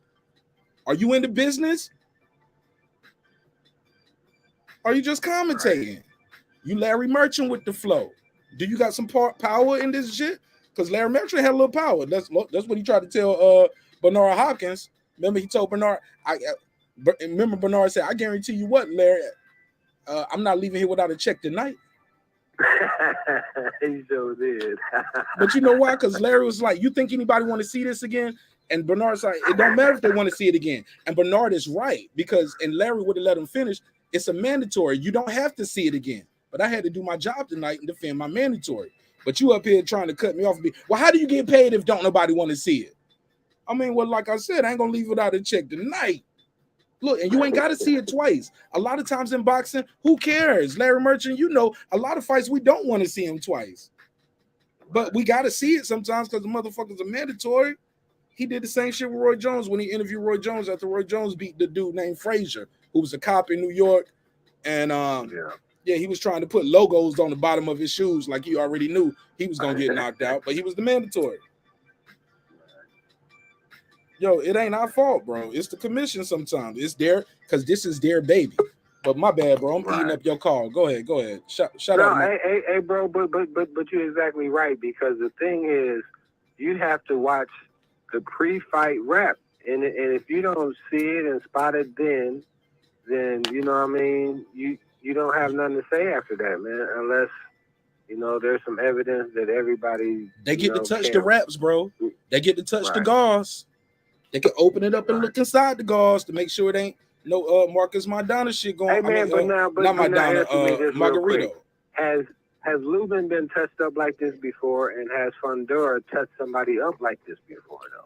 Good question. No. The key thing is, has Lubin had his nose broken before?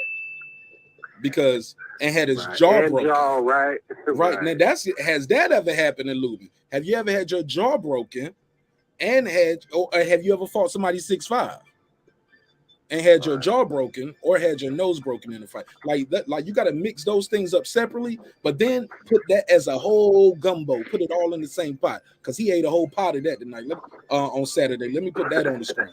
He ate a whole pot of that gumbo, and he looked like he was allergic to the ingredients. He out here looking like Will Smith and Hancock. Remember, y'all ever seen Hancock when Will Smith ate some shit he was allergic to? And they had to rush him to get the Benadryl. Oh, man. Oh, yeah, he having an allergic reaction. And it's called the uppercut. Shout out to my guy, Mex. What up, Mex? Shout out to Boss. Yeah, what up, Mark? All right, bear with me, man. Y'all bear with me. I got my caller on the phone right now. This is my guy, D-Ray in Nebraska. Talk to me, D-Ray. Hey, man, I appreciate you, bro, for real. You know, it was a great, you know, topic and content for you. You know what I mean? That's why you got all the people in the building. So just make sure y'all gonna participate in the survey. Y'all smash the like button, subscribe and share. Even if there is 2 white faces up on the panel. Yeah, for sure. And then you go to marknash.com, you get that promo code MarkNash27. They can still get a little bit off, bro. You know what? I was supposed to take it down last month. It's still up right now, but this definitely gonna be the last month. Do you still got the YouTube Daddy shirt available? Yeah, I got the YouTube Daddies. We got the What Can I Say? You can get the Mark Nash Breaking Beat. I actually got some new merch coming very soon. I don't want to spoil it, but here's a little hint what it's gonna say. It never heard of it. So yeah, look for that coming soon. Look for that coming real soon. All right, but it ain't gonna be no promo code for that. It's gonna be members only with the promo code. But yeah, holla at me, man. Thank you so much for your call, my brother. Let me jump back to the panel. Great job, bro. God bless you. Shout out to my guy D-Ray. Yo, D-Ray. D-Ray is the reason why we keep the phone lines open, man. So he said that, man, if don't nobody else call in, homie, I'm gonna call that phone line because I don't know how to do this StreamYard shit. So I know how to work a phone though. So I called my host. Respectfully. I'm joking. He don't say that. I just made that up. Bad joke. Let's get back to boxing. Shout out to my guy Mex. He just pulled up. What up, Mex? What's good? What up, though? What up? Shout out to my guy, the Boxing Scholar. What up? Of course, you know I got my guy Reggie Owens, aka Reggie O with the Killer Show. all the way from Las Vegas by the way of South Central. What up? Man, we just up here chopping up about some boxing and some of these narratives that are being pushed. And I think it's a little disrespectful. I think it's irresponsible to say these kind of things with no evidence. Mex, what's your take on it? Yeah, I don't like the narrative, the glove narrative, or anything. Now the PD narrative, I might be able to get with that, considering there's no testing. And that's how I feel about everyone, not just this fight. If there's no testing the fight, chances are somebody somewhere is on something, whether it's EPO, steroids, PDs, whatever the case may be. But I mean, I still think both those dudes are B-level fighters. So hold up. So where do we draw the line on who cheated and who didn't cheat? I mean, we'll never know if there's no samples. Hey, Matt. So they ain't even gonna do. They ain't doing no tests after the fight, or are you saying there's just no random drug testing? For what I understand, I don't think there's any. But what I do understand is drug testing is pretty expensive. So if you're not a top fighter, you probably don't have the money to do it. I thought the WBC, the Vegas commission gonna piss test you after the fight. That's conflict of interest. So they're the ones throwing the fight. There ain't no conflict of interest. They don't throw the fight. It's the promoter who puts on the fight. The commission is different. Yeah, they regulate it. Like they don't put it on though. Like the NBA referees don't put on they don't put on the basketball game. They just officiate it. They putting their medical license on the line because a lot of those guys, if you listen to the fight, this is by doctor such and such and such. Like motherfuckers putting their medical license on the line for these fights. You ever see them doctors going in the corner? The doctor be like, I gotta end this shit. I can't lose my job for this side hustle. Like boxing for a lot of these guys be their side hustle. The referees, I think Harold Letterman was a pharmacist. Did you know that? Harold Letterman was, I think he's retired now, but that's what he did. That was his day job. I'm a pharmacist. He talk about boxing, but he specialized in cuts. But I'm saying if the Vegas commission is the one testing and the fight is done in Vegas, like, why would they ruin their own fight? No, they ain't gonna lose their livelihood though for you cheating. They'll just switch you out and put somebody else there. Look, Errol Spence. Look, they took Errol Spence out because of his eye. They could. Why take Spence? By that logic, why take Spence out and put Ugas in there? He had 3 exams. Everybody said no.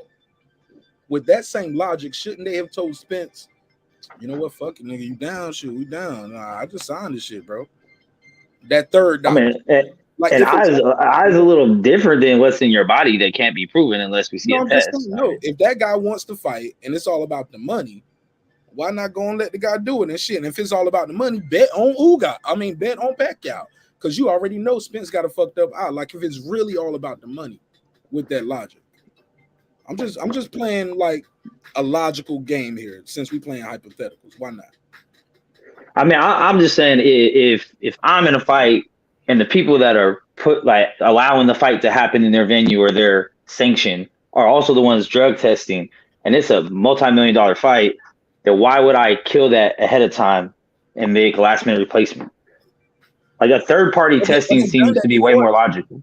But they've done that before. That's the problem. They've done it for long. How many great money though? How many dirty tests has the Vegas Athletic Commission popped of top tier fighters? Where you think Canelo got caught? They caught Big Baby Miller. That was Vada though. I mean, that was USADA, wasn't it? Oh yeah, no, you might be right. It was Vada. Yeah, but my whole point is, I've seen so many times where they have caught people, bro. Like we catch people, they don't call people PEDing. I mean, it's just like the NBA. They catch people too, but they caught Rashard Lewis. They're not catching those top dudes. No. But I'm just saying, like, for your thing with they don't have a VADA type thing going on over there. Like they got their own rules where they get tested. I heard, oh boy, I think it was I want to say his wrong name. What's his name? Stack 5. It might have been him. He was like, yeah, we got tested like at the beginning of the season. They got then they just smoke. He said, yeah, they can talk about smoking weed throughout the whole season. Him and Matt Barnes, like they talk about. But that's kind of what boxing does on some of these. They test you once at a time because they don't have the money to test you and random test you and pop up 3 a.m. and test you and test you and test you. It costs money to run those tests. Someone's got to pay for it. If it's not the fighter, it's the promoter, or someone's got to pay for the shit. The boxers say it's IQ testing. That's all it is. Like shit, I don't know. Mayweather's medicine is a lot. I mean, from all the 24/7s, we see him popping up. But that was third party You saw the testing. It wasn't the commission that's putting the fight on. I don't know. It seems weird. I just think that fuck the commissions and shit. Federally, it should be mandated that you take a drug test if you're in a combat sport. I like how you thinking now, Max, because I've been saying that for a minute. That's a question I ask pretty much everybody that I interview. Should I ask? We do that kind of show like probably twice a year now, or 3-4 times a year last year. We probably already did it twice this year about cleaning up our sport, because we shouldn't even be having these kind of conversations.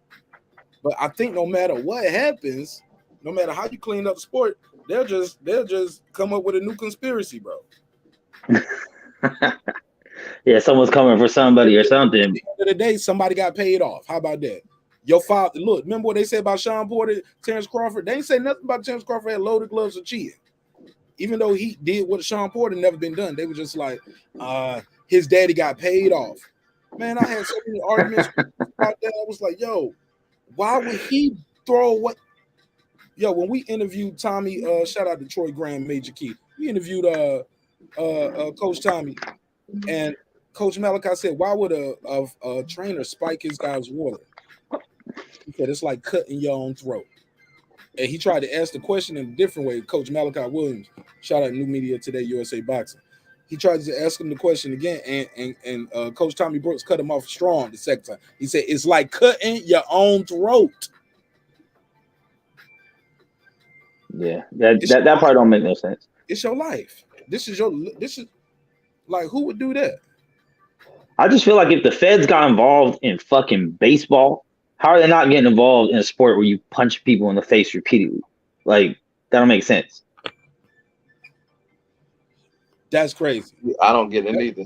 Max, that's a good bar right there. Go ahead. Let me let Boxing Scholar get some bars off because he's been patient. Thank you for your time and energy. Thanks for pulling up. Boxing Scholar, talk to me, man. What's your take on this topic? Fans cry robbery, racism, and cheating after every loss when their favorite fighter don't win. Man, I think it's their ego. I think it's their ego. They want to double down, because predicting boxing is hard, man. It's hard to go out there and say, I think this guy is gonna win. You know what I mean? You got trolls online. I think it's a lot to have to do with ego, and also, man, they're who said this exactly? Specifically, who said this? Because I was watching Reggie live. Reggie didn't say this shit, and he black. So who specifically said is coming out with these talking points? Reggie, you want to do the honors of breaking it down? Because Reggie did a video. I'm gonna go to Reggie's video because Reggie set it up masterfully. Why I do that though? Reggie, explain how did we get here? Yeah. Put me up on game, Reggie. I missed something. I missed a whole lot.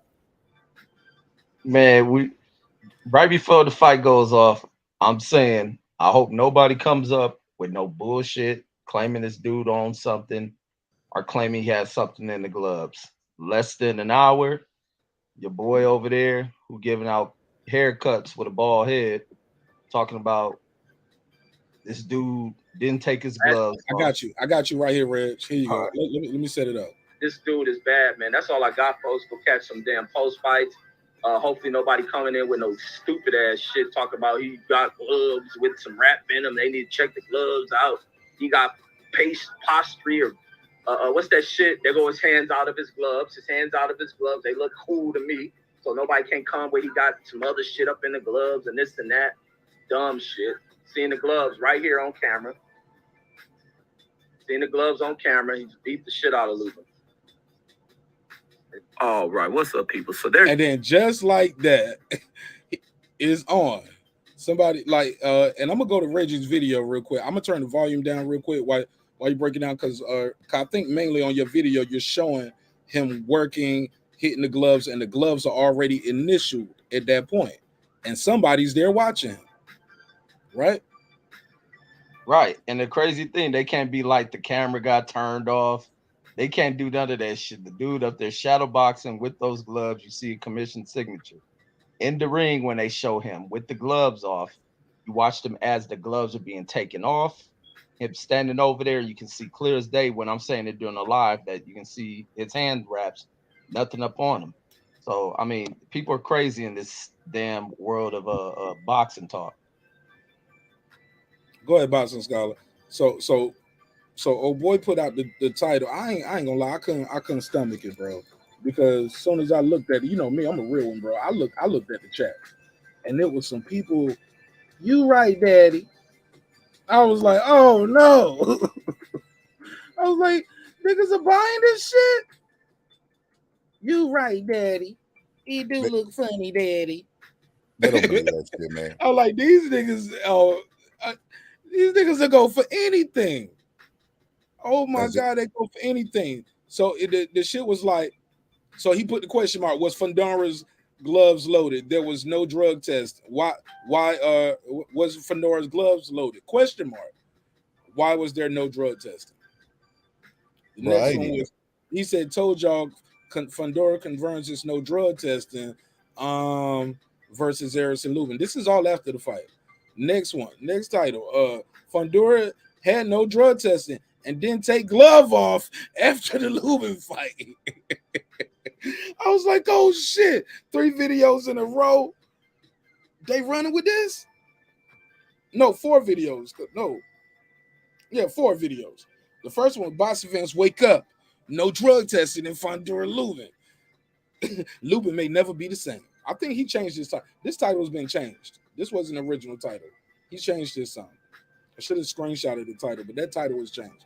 But yeah, Struggle Shop over here, man, is on all kind of bullshit, man, at the Struggle Shop, yo. Man, that shit is weird, yo, that you pushing that narrative. Man, I'm gonna say he brilliant, dude. You know why? He does what Fox News does. That's what they do. They'll create a narrative with a question mark. Is Obama a Marxist? Question mark.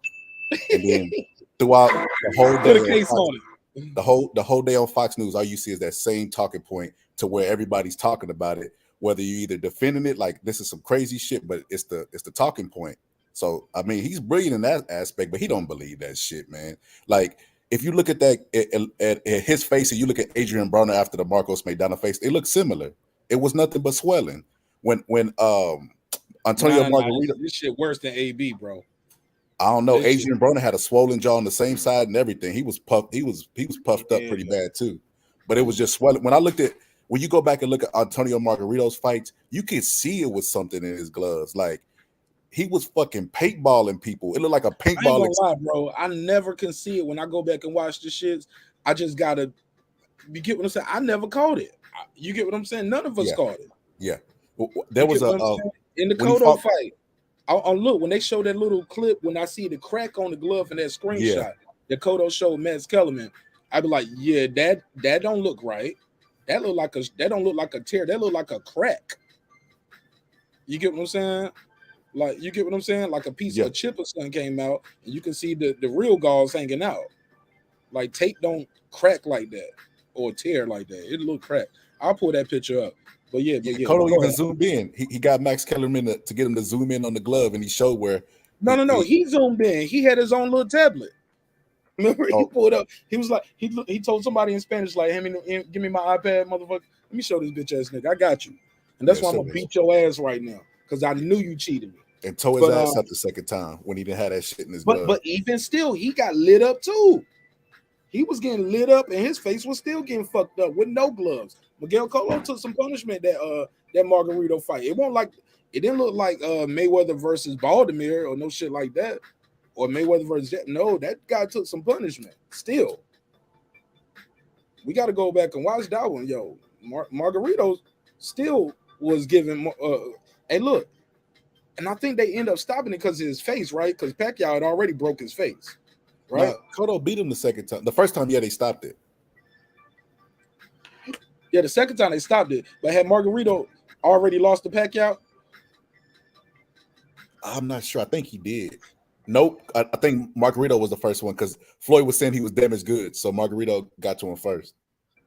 I'm just trying to, but look, and that's another thing too. People be hating on Floyd, talking about he ain't never fight top competition, man. I had to tell people, I was like, yo, the other guys lost. He fought the winner. He just sat back and waited, like on some Canelo shit. I'm gonna let them fight. But it was times though, early in his career, he was going for everybody. But once he realized, yo, I can pretty much fight who I want to fight. I need to fight the biggest fight. I'm gonna be out here fighting for nothing. This the guy y'all say can't beat me? All right. But then that guy get knocked out. Yeah, You get people what I'm be saying saying? he didn't fight black fighters, but shit, what the fuck was the black fighters doing back then? Losing. He did fight black fighters. He fought Sean Bay Mitchell. He Yeah, fought I mean, he fought people be blind, man. African fighters, nigga. He fought Clottey. He fought shit. But the Spanish guys had the titles. Like you said. You get what I'm saying? He fought Chiquinita Hernandez because he had the belt. Gotti was a draw. Like you got to keep it. Look, and when and look, he was calling out Oscar and Shane Mosley when he was a lot at a lighter weight, bro. He knew he could beat those guys. It ain't like he aged them out. They knew what they was doing. They was trying to age his ass out. We'll see if he'll finally lose. In my opinion. Yeah, But you know kid they was say fighting hindsight everybody. is you know they say hindsight is 20/20, man. Going back and looking at that fight, Margarito was hurting him everywhere he touched him. To the point in the 7th round, Cotto just turned his back to him and started literally like almost running, like shuffling away, trying to get away from that. And took a knee. Ran and took a knee. Yeah, that's when that plaster got hardened by that point. that plaster don't got hard. Them punches feel different. But you don't know if it's like he cheating and his plaster getting harder, or if it's like he's been hitting me all night and my body's breaking down. Like, you just don't know. But if you don't catch it, man, you can't just be out here pushing, just telling people, yeah, they cheated. It ain't no drug to. All right, well, tell your guy don't take no fights then. Push that narrative. Like, but if that's what's going on, that means lottie-dottie, everybody could be cheating then. Like, but you don't push the narrative both ways. That's not fair. It's not fair. Yeah, my cousin to this day still swears that Tyson Fury was cheated because he's seen it on YouTube, but it's because the content makers know their audience, and they it says a lot about their intelligence of their audience.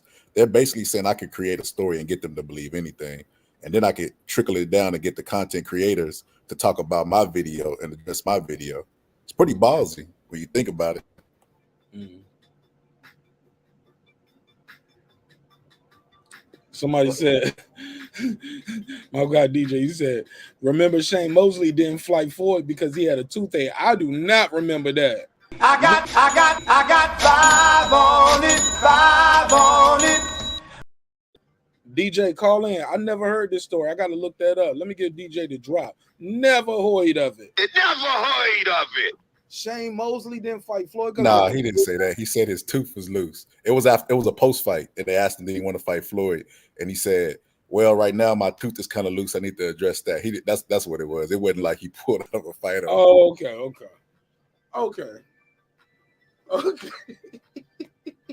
I'm about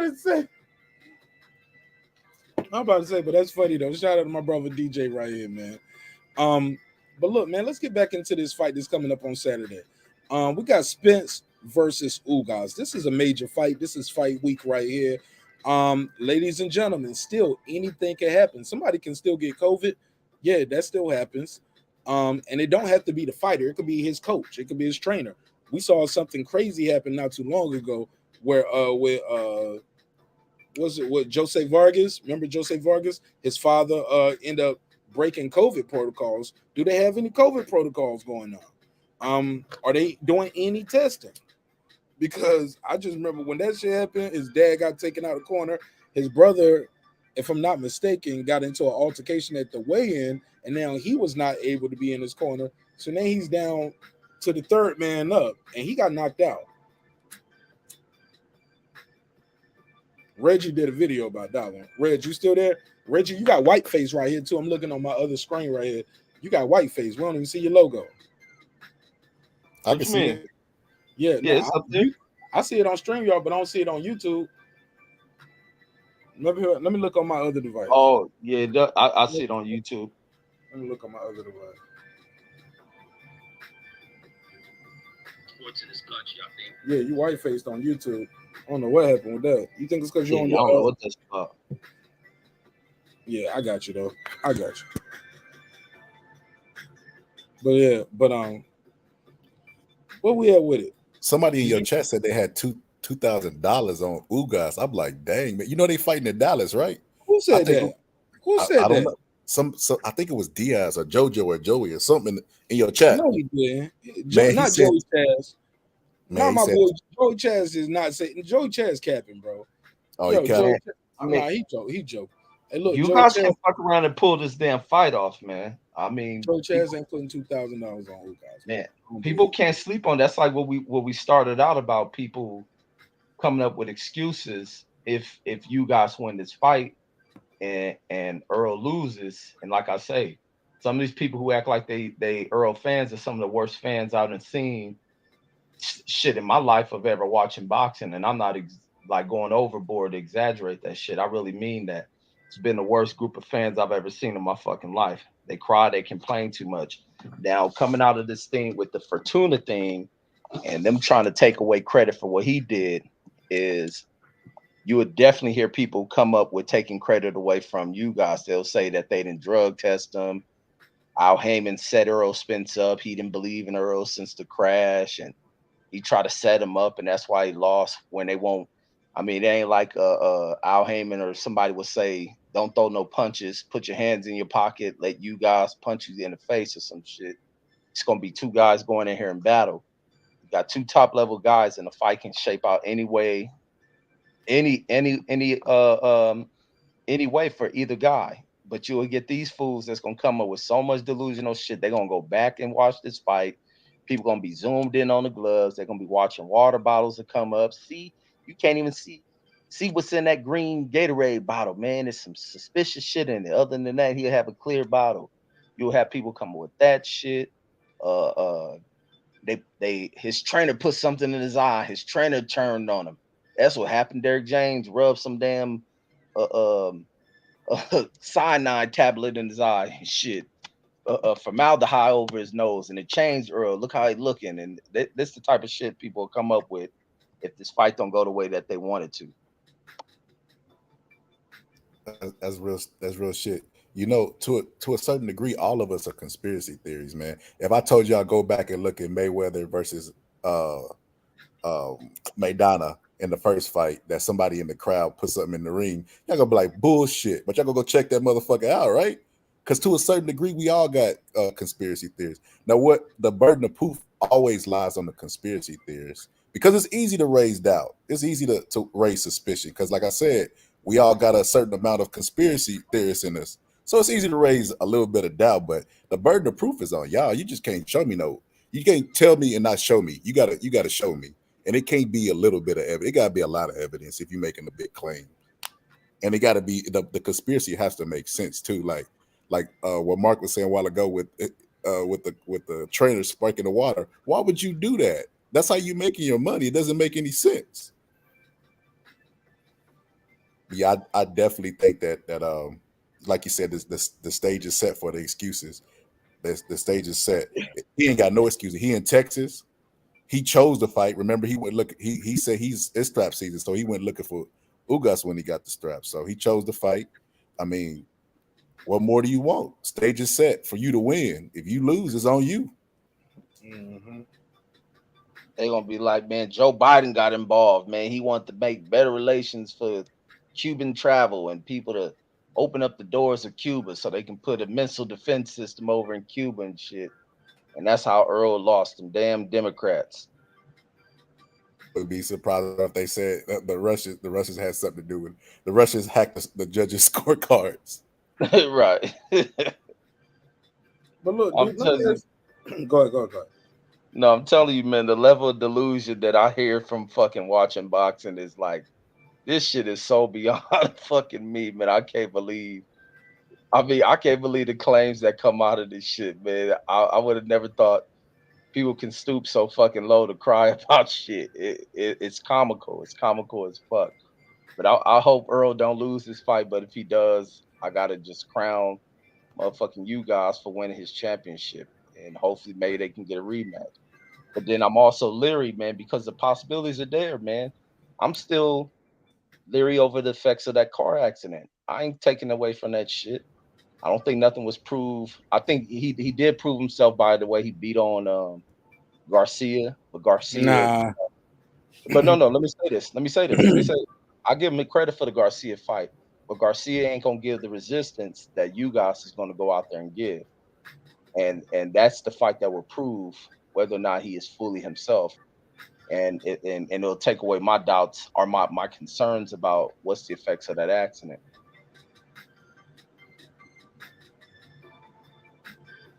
He said he lost 3. He couldn't even remember nothing for 3 weeks after the incident. That's crazy, man. Yeah, Uncle that's what I'm like. There ain't no way I can't leave out that damn car accident. Many of the delusional fans want to be like, "Oh man, he all good, he back to normal." That's even like when the people are listening when Wilder said that Tyson Fury was pillow fisted and all this other shit. I'm probably the only motherfucker on here talking about, man. I hope people do not believe that fucking shit. That's a fighter, showing his confidence, going back and forth. That's banter. The fans pushing it. Man, Fury ain't got no punching power. Are you fucking crazy? Because even in that first fight, Fury was hitting Wilder with shit that was buzzing him. So I'm like, that just shows me that people do not know what the fuck they're watching. They don't watch shit. They just listen to things and take it serious. This is banter between Wilder and Fury. Of course, they're gonna state that about he's pillow fisted. Ain't no fucking way that dude being that big is gonna be pillow fisted. He can just put weight behind some shit that's gonna rock you. And he was rocking Wilder in the first fight. Second fight, something looked different, but he was still landing them big punches, which made it worse. And in the third fight, he still showed the level of power that he has. So people have to stop underestimating. When people are cocky, they're gonna say shit that really ain't true. Some of the greatest lies you're gonna hear is between two fighters going back and forth for what they're gonna do to somebody. And only the time will tell when they get in the ring. But Yo, I mean, people go into delusion about shit. Yeah, go ahead. yeah, I just want to say this. Shout out to my guy Uncle Kenny in here. He and a couple people in the chat. He was like, Ugas beat a 40-year-old Manny Pacquiao. Damn, y'all giving him that much credit. He was like, where did all these Ugas like Ugas fans got a lot of fans from beating Manny Pacquiao. He got a lot of fans because people thought he beat Sean Porter. Like we can't like we always say we want a guy to beat the champion to get the belt, right? Ugas got elevated. Pacquiao was there. They had to fight. Some people said Pacquiao really fighting to get his own belt back now, but Pacquiao chose to take that fight. Pacquiao was still the favorite. That 42-year-old man was the favorite. Now, when he come up short, now he was 42 years old. He was old. In the words of the Yiddish man in the barbershop, not that barbershop, I'm talking about the real barbershop in Coming to America, he said, he beat Keith Thurman's ass. What is that, velvet? Yeah, he knocked all the velvet off Keith Thurman hairline. You get what I'm saying? Respectfully. Or maybe not, however you want to go. But look, but you can't just start now. Now, once he loses to Ugas, now he's old. If he beats Ugas, y'all want him to fight Bud or y'all want him to fight Errol Spence. Like, wow. Now, I ain't saying Uncle Kenny feel this way directly, but we got to be careful with these narrative pushing. And I think what you said earlier too, Boxing Scholar, was fundamental to how we got here. A lot of these guys just don't want to be wrong. They want to be right. So when they're wrong, proven wrong, because they've been wrong about Wilder and Fury 1, 2, and 3, right? They was wrong about look, Caleb Plant. They got so invested into the narratives, they start picking Caleb Plant to beat Canelo, but that happened. And the list goes on. They picked Bud to lose, some of them, yeah. But then some of them got smart and was like, you know what, I don't want to look crazy here. I'm looking bad here. Yeah, because the real one's gonna tell you, hey, bro, everything you know about boxing, say this guy should win. Like, what are you giving me other than you don't like his promotional company? You don't like his management. You've been calling him a slave for the last 18 months. So it don't fit your narrative, but I'll pass the mic. Go ahead, Reg, Boxing Scholar. Yeah, this is the thing where people were talking about, well, he beat Pacquiao at 40, but when Pacquiao was set to fight Errol, it was about passing the torch. Pacquiao was a torch passer. but now it didn't go the way everybody wanted, and you guys gets the late replacement, like 2 week notice or some shit. 2 He weeks. goes there, he performs marvelously, but now he doesn't get credit. It's oh, he beat an old Pacquiao, but Pacquiao was where the torch was, so the torch was passed to you guys. So you guys carries the torch if we gonna hold standards. So me, I like to hold standards. You guys holds the torch. And plus, Pacquiao was competitive against these younger fighters anyway. Think he whooped AB ass, he whooped Keith Thurman ass, and he's been able to stick around in this game. So you can't take it away from Pacquiao. Man, he got the game messed up. Pacquiao looked so impressive in his wins against AB and them. Everybody was saying he was steroids. That's the Pacquiao that they saying was washed up. It don't matter about it, what his actual age was. What was his age in the ring? Because he looked pretty good against Keith Thurman for what I was looking at. Just it, people always go make excuses for the person they like and demonize the person they don't. It's just simple as that. Like you said, if Ugas goes in there and beats Errol Spence, is going to be a reason why I can't be wrong. There's no way it possible that I'm wrong in picking my fights. Teddy Atlas be wrong. Customato was wrong. Emmanuel Stewart be wrong. But you got to always be 100% right. And then they'll show back up after their prediction video, like you didn't watch the fight, and be like, well, I was wrong, but I'm less wrong than what you think because this is what happened. He had loaded gloves. Come on, man, with that stupid ass shit.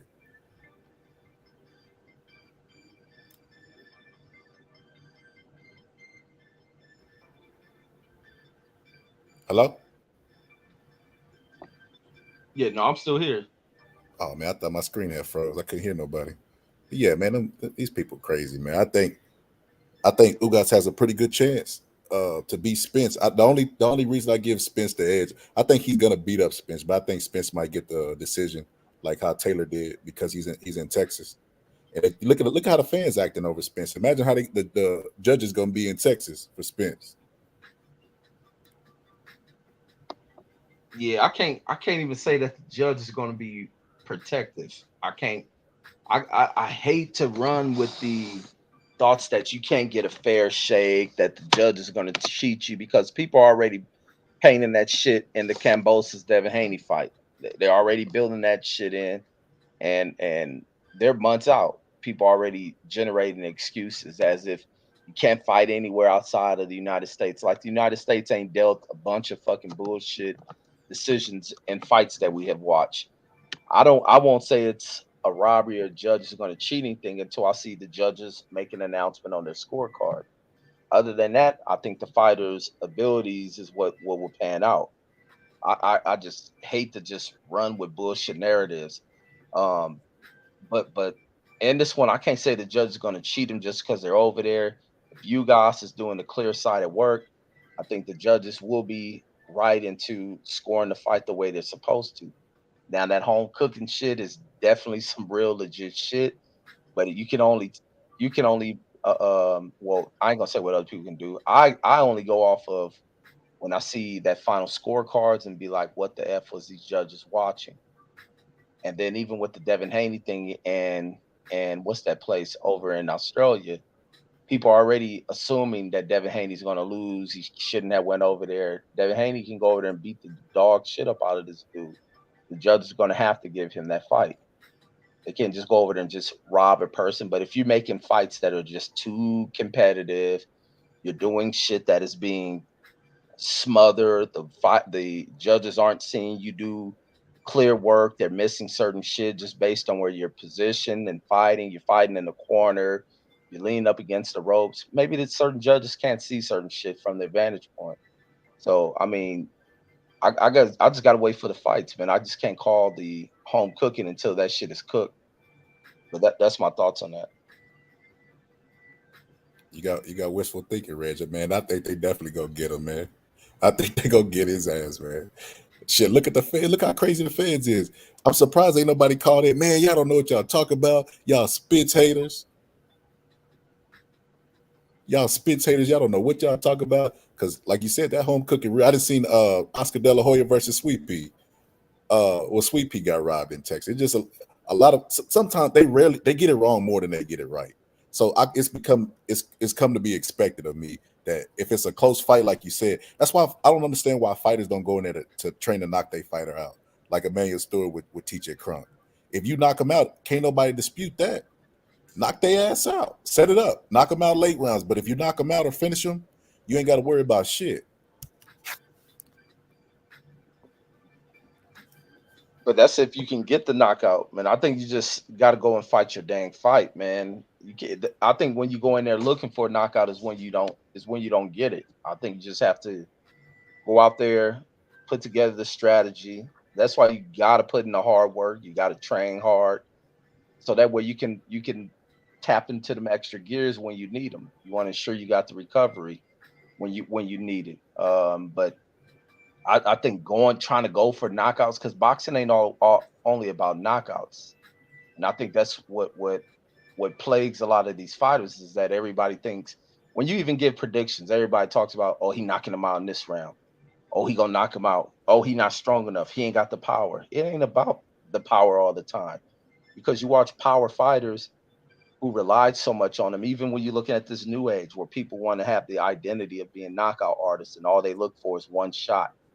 And then that one shot never comes, and then they can't figure out, or they mentally took themselves out of a fight to where they forget to use their jab, they forget to fight like a tall fighter, they forget to work on the inside, and they're just looking to get happy. Or even when fighters may buzz somebody early in a fight, or catch somebody with a good shot, or maybe even knock them down, and then they go just looking for that one shot, feeling I got the power to knock them out. And as the fight continues to progress, they're losing round after round by looking for singular shots. You got to go in there and box, and when you find the opening, you go out there and you try to get the kill if you can get it.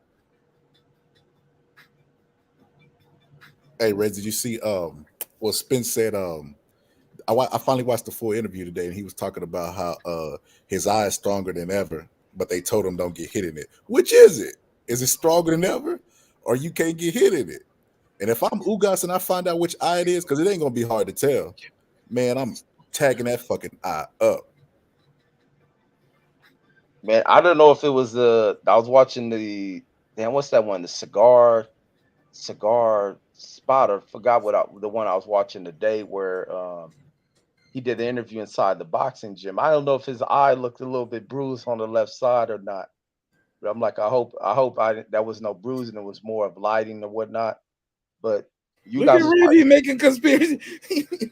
No, I'm not making a conspiracy. I was just saying, as I'm looking at him in that interview, I didn't know if it was like lighting or did it look like his eye looked a little bit darkened underneath it. But it's like, but you guys will be smart to target the eye. It ain't hard to figure it out. He had an eye patch on after the surgery. He was walking around with the whole Captain Hook look. You know what I'm saying? Right, exactly. Respectful. And I don't want his eye damaged, man. But I hope he can avoid it and move his head. But you best believe you guys is definitely coming for that damn eye. And I told somebody last time we was on there, he lost teeth. They was like, "Nah, man, you speculating." He said it in this interview. He lost teeth. Yeah, bro. He got or they was broken teeth. Yeah, broken teeth. Yeah, he got a whole new smile. Shoot. And look, as he should. It's like this ain't like back in the days where you got to just walk around with the whole Mitch Green shit. You know what I'm saying? Respectfully. Yes. So I'm happy for Spence, man, and Ugas getting this shit done because it's here. I'm ready for it to be over. Look, I was not looking for this fight. This is not the fight I wanted to see. And keep it a buck between me and y'all. I ain't buying this shit, yo. Nope. I'm standing on my square. I know how to watch it. I'm gonna know what's happening. I'm gonna watch the fight, but I can't. No, I can't. And I can't because the same reason I told y'all before. I'm not just gonna just make them just tell me what I'm gonna pay for and what I got to take and accept.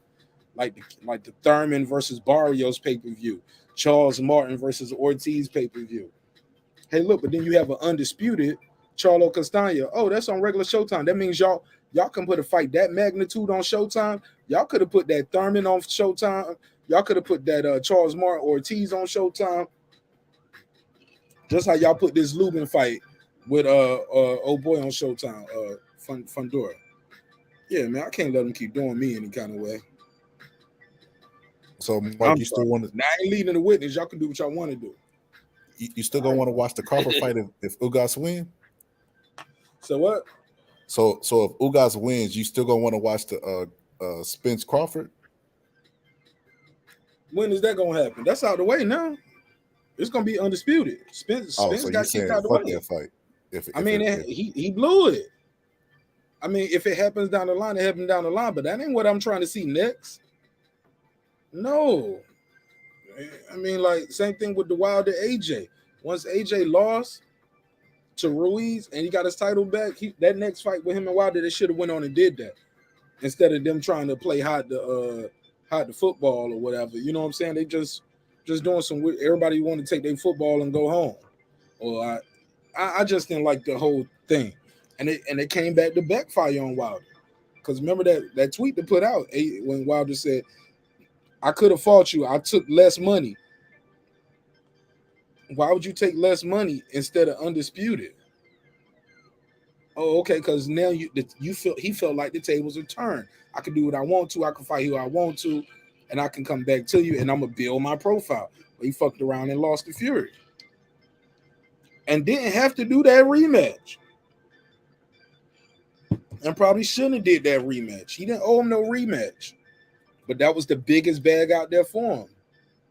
Should have sat that one out, homie. Froze Fury out. Made him always wonder. We'll come back to that draw later. I want undisputed. And then I'll come back and fight. You know what I'm saying? He could have did that. He could have bossed up and did that. But he took less money and said, yo, let's make a rematch. Like, it's a big money fight. And maybe he believed his own hype. I dropped him twice. You get what I'm saying? So I know I can beat him the next time. Sorry, you're not gonna watch the second time you fought him a whole different game plan, different trainer. You wore that big ass iron suit out. Like, oh my God, everything that could go wrong went wrong in that second Wilder fight, bro. Man, if I had fans saying, man, you the king, you come from the ancestors. Shit, nigga. Like, nigga, what's up, Fury, nigga?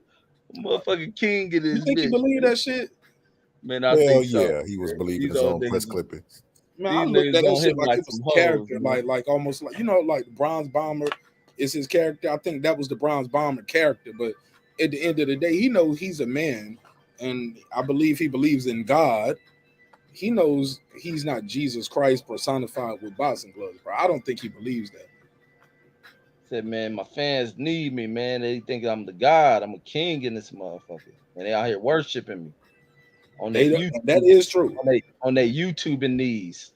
It is some worship. It was some worship going down. I told you, Mark, them fighters, they start believing their own shit, man. They start thinking they're anointed by God. They think everything is in God's will, and since I'm a champion, God want me to be like this until I retire. Not that if God put it in your will to be a champion, he also could put it in your will to lose. They don't think like that. They think, well, I'm going to be undefeated forever. They start believing their own shit. Yeah, man. So look, Boxing Scholar, you believe they're gonna have excuses already if Ugas wins? Like, that's why they pushing this. It's no drug testing. But even though Errol Spencer came out and said, let me find that Errol Spence tweet while we talk about this. Errol Spencer said something like, Victor Conti don't know what he's talking about. But somebody told me I can go to, what website was that? They said go to such and such website and I can see the names. Cause we want the names, like Mike Tyson said. We want the names. Say the names. That's Brandon. 46. Yep, you know it. 469. You're on the line. What's your name? Where you calling from, neighbor? Brandon from Dallas. Salute. Hold on. How did y'all know it's Brandon from Dallas? Because I said Errol. We talk about Spitz. He was triggered. I triggered him. Hey, look. That won't even the thumbnail or the topic, but it is fight week.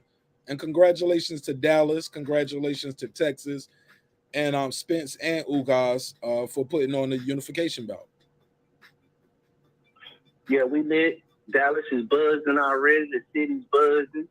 I mean, you know, it's a groundswell now. Probably when they do the Wednesday press conference, and then even leading up to the weigh-in, I'm gonna try to make the weigh-in. I'm just excited, man. As far as I heard y'all talking about boxers feeling like they're invincible, And Napoleon thought he was invincible too. Genghis Khan. When you conquer men and when you whoop ass with your two hands, it's hard to tell me I'm not a bad man. Because I'll knock you out, man to man. So I understand that. Hey, look, hold on. Hey, Brandon, 60 day in, yes, you sir. the pod boss. You ever heard that show 60 day in? You the nigga to become pod boss day 1, day 2. Be like, look, anybody out there want to with me? Let's go right here in the corner right now. Right now. Let's get it. And that's when we all start looking at, we just gonna stab this nigga together. Like, how about this? We're gonna go about 15 deep. We're gonna just stab this nigga up with all this fuck all this boxing shit. We'll just catch him when he sleeps. Let the guards pop the doors for us, and then we'll go at it like that. But that's neither here nor there. Yeah, all praise to Allah, right? All praise to Allah. Indeed. We don't want to, because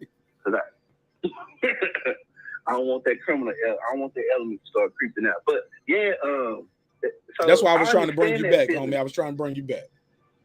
Thank you, brother. Thank you. I understand that. So, boxing scholar. Man, I thought I was a tough guy when I kicked a few ass at my school. So you can't tell. Boxers that whoop ass for a living, and then they train their bodies up. That's what they spend their time doing.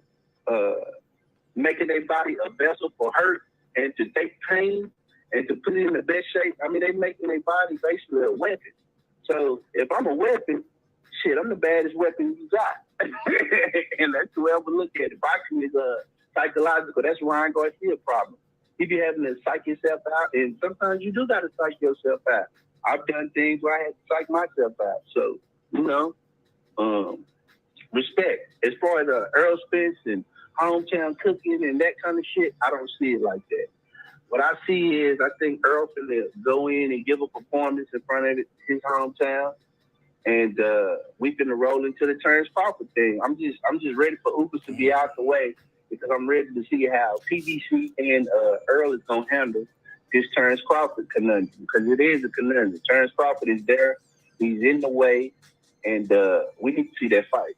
So I'm just ready to get past the fight so we can get to the real fight. And we can call a duck if that's what it is. Outside of that, I think y'all gonna make excuses no matter what Spence do. Y'all, some people gonna make excuses, and I think no matter what he do, some people are gonna attack him. Nah, man. I think people. Yeah, you're right, Mark. Yeah, I'm being fair. I'm being fair. Look, it's a new day. No, you're right. It's a new day. Look, I'm not the biggest. I don't hate Errol Spence, and I hate that people are saying that. So I'm trying to change my approach, right? I so far I have retired the fish fry, ladies and gentlemen. I've not done a fish fry in a long time, and I don't plan on doing a fish fry. But Errol Spence better not let me down on Saturday. And it's very possible that Ugas can pull off an upset. Do you think that's beyond belief? And if Ugas does pull off the upset, are we going to be saying he cheated, Brandon? No. If he pull out the upset, we gonna, like we always do in boxing. Just like I when I watched the Lubin fight, I did not think Fundora was cheating. I didn't think that his gloves was loaded. I think that Lubin fought the wrong fight, and I like Fundora. I want to see him fight Charlo. Like, I like that little dude. So as long as I'm getting excited boxing, but no, I didn't think the little dude was cheating. And I think he ain't no little dude. He's 6'5" and a half. How tall are you? Well, you know what I mean. He's young. He's 20. He's 24. He's still a big kid. Youngster. Yeah, the youngster. I just think that, you know how when you watch, it's his time. Like, I think we watching the next junior middleweight champion is what it's looking like. I mean, if he keeps going, it looks like we watching the coronation of this dude, and it always has. Hold on, D Young. Like this. So I'm gonna wrap it up right now. No, you good. You good. Take your time, man. That's D Young. That's my guy. But you was here first. And, okay. I don't want you to have to rush your call. I did eat up your time. We having a conversation. Yes, sir. As far as the narrative that man's gloves was loaded, the kid's gloves was loaded, that's a bunch of BS, and that is started by, I call it dude daddy issues, because that's what he has, daddy issues. Daddy issues and manhood issues. So it's always something. But now I think everybody's starting to catch on and see what his his narrative is. He just wants to, anything the PVC wants to bash you. Anything that Bob Arum does well, I mean, anything outside of that, Bob Arum is a genius, and our hanging is the scum of the earth. So we know what that narrative is, so we might as well look for it. And like Reg did, predicted it, because we knew, it's just a bunch of hate, and he ain't doing nothing but turn away his credibility himself, which his credibility is half shot anyway. So I don't even know why people go over there. And I'm going to say this on air, I love you, Kyle, but you got to stop drinking the Kool-Aid. Salute to everybody. I'll probably jump on the panel later, Mark, when I get a chance. But I'm probably going to end this one a little early, man. Probably going to end this one a little early. It's Monday. But I got I got some edits for some other videos, and I still got to do my welcome video for my members only shit. So I got a lot of other stuff I got to do. Well, salute. Keep up the good work, Mark. Keep up your content. And I saw you posted your views. Man, just keep it up, man. You do good work. You consistent, and that was that Mike Tyson Charlo video. That video almost at 250,000 already. It's been less than 3 weeks, and it's one of my YouTube shorts, and it's about Mike Tyson demanding Charlo say the names. And there's some people up there still look. You know what they bring up in that conversation? Well, Canelo. I was like, it starts off with Mike Tyson saying, okay, we'll fight the next best guy. Who? He says who? He said Benavidez, the Mexican monster. He ain't no Mexican monster. He was like, everybody's scared to fight him. Like Mike Tyson having a conversation. He was like, man, you got people watching, man. Call their names, man. Say their names. Bro, did you see my YouTube short I did on that shit? That shit is funny as fuck. Yeah. Because Mike Tyson gets frustrated at one point, and he's like, ah! And then he kind of looks up and he kind of taps his forehead and his chest, and he's saying, God forgive me, almost. You know what I'm saying? He was like, I'm losing a little bit. He was like, but and he changed his subject. He said, but we're having a great show here. We have a magnificent guest here. Paul Pierce is here with it. You know what I'm saying? He changed the subject and goes to his co-host. And like, how you feel, man? Because and Paul Pierce is laughing too, because they both don't smoke the joint, but they see what's going on. Mike trying to hype the fight up. You can't tell Mike Tyson, Charlo, that it ain't like that no more. Paul Pierce. No, Paul Pierce did some shit too. He fucked with Roy Jones. Yeah. He was wrong for that. He violated. He got a pocket for that. And when did Paul Pierce become this super G? Because he wasn't a super G when Benzino and them stabbed his ass up in Boston. Oh, we already did that. I covered that on real time. When I did a reaction video. Right. Yeah, I did a reaction video to Charlo. And but the shit was so I had such a good time doing the video. Son told me make it a short, and I'm gonna start doing more of these shorts. Shout out to Uncle Kenny for the support too. I'm gonna do the drop after this, but thank you, Uncle Kenny, for the support. I appreciate you, man. Oh, and Ryan Garcia look like Ash too. I'm not impressed. Man, hang out real quick. What you mean? You ain't like Ryan Garcia? I thought you was a Ryan Garcia fan. You know better than that. No, man. He ain't white. Nah. I know how you feel about white folks. I thought Ryan Garcia was all right. He brown, right? Man, Ryan Garcia is I don't like hype jobs, and I don't like hype jobs that I got to watch all over YouTube. Talk about how great and grand they are, and then they get in the fucking ring. Only thing we see him hitting is that fucking Cobra speed bag, that little speed bag, and that's exactly how he fights. He fights like that. 1, 2, 3, boom, hook to the body. And if he can't get you out of there, he's lost. And they need to stop comparing him to De La Hoya. De La Hoya was a great fighter. Yeah, he's no Oscar De La Hoya, homie. Huh? He's no fucking Oscar De La Hoya, homie. Not even close. Oscar was a lot of these fighters ain't no Oscar. Say what you want to about the fishnets and all of that, and his extracurricular, the cocaine, whatever. That motherfucker fought everybody, especially once he became that lion's share. It's like, oh, win, lose, or draw. I'm about to take care of my family, and I'm gonna build my company. He went out there and get it. He really took that, put his company on his back. Like these dudes build up their promotional company, but don't want to fight nobody. Cause they ain't no real draw. They ain't really their whole bankable asset is they're undefeated, which is the Mayweather thing. But Mayweather is what, a 5 division, 6 division, some crazy shit like that. Pacquiao 8 division champion. How many division? I think Mayweather's 5. Oscar's what, 6? Somebody gonna tell me in the chat. I'm rusty. It's late. It's a late night show.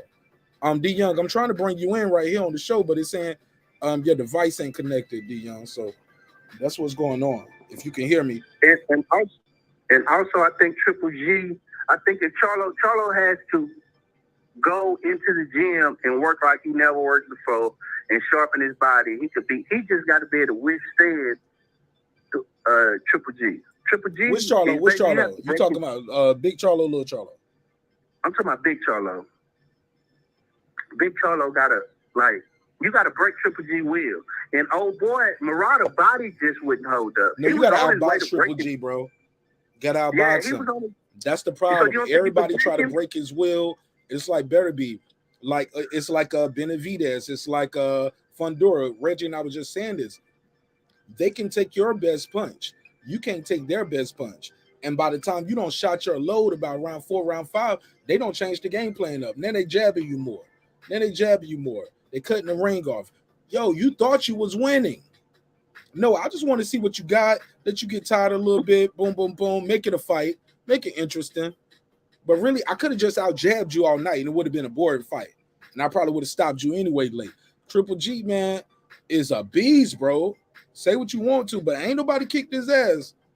Even with Canelo, you can't say Canelo just beat his ass. I had Canelo winning both fights. But it was close. He didn't just beat his ass. I think Canelo will watch him now because Canelo going to make him come up to 168. And I think Canelo will watch him. Right. We'll see. We'll see. That's going to be his first fight at 168 too, right? Or is he going to fight one in between? Yeah. So Canelo would have to defend all them belts at 168. Yeah, that's what it's for. Yeah. This shit going to be major. I'm buying out. When I told y'all, I already told y'all, I'm buying it. Yep, black man. Yep, I'm buying the white guy versus the Mexican. Yep. You heard it here first. Put a case on me. Yo, I hate all that racist shit they doing in this boxing, yo. Now, I get it. Racism is alive and well. But it's not in every punch thrown. Every loss your favorite fighter gets. He just gaslighting. It's just for clicks, man. It's for clicks and attention. What he realizes is that if hold on, real quick, before you do that, let me do this drop real quick. Shout out to my guy Uncle Kenny for the cash app. A 10, a fucking 10. Uncle Kenny, you should have been click that link. Why you didn't click the link? Holler at us, man. Thank you for the donation. But I appreciate you. But click the link, man. You ain't been on the panel in a minute. Maybe hey, look, did I hurt your YouTube daddy feelings? And if you join the panel, you're gonna lose your wrench. Let me know. I'm fucking with Uncle Kenny. Uncle Kenny actually bought one of my YouTube daddy shirts, so I'm teasing him. But go ahead, Brandon, and then we're gonna get back to the panel.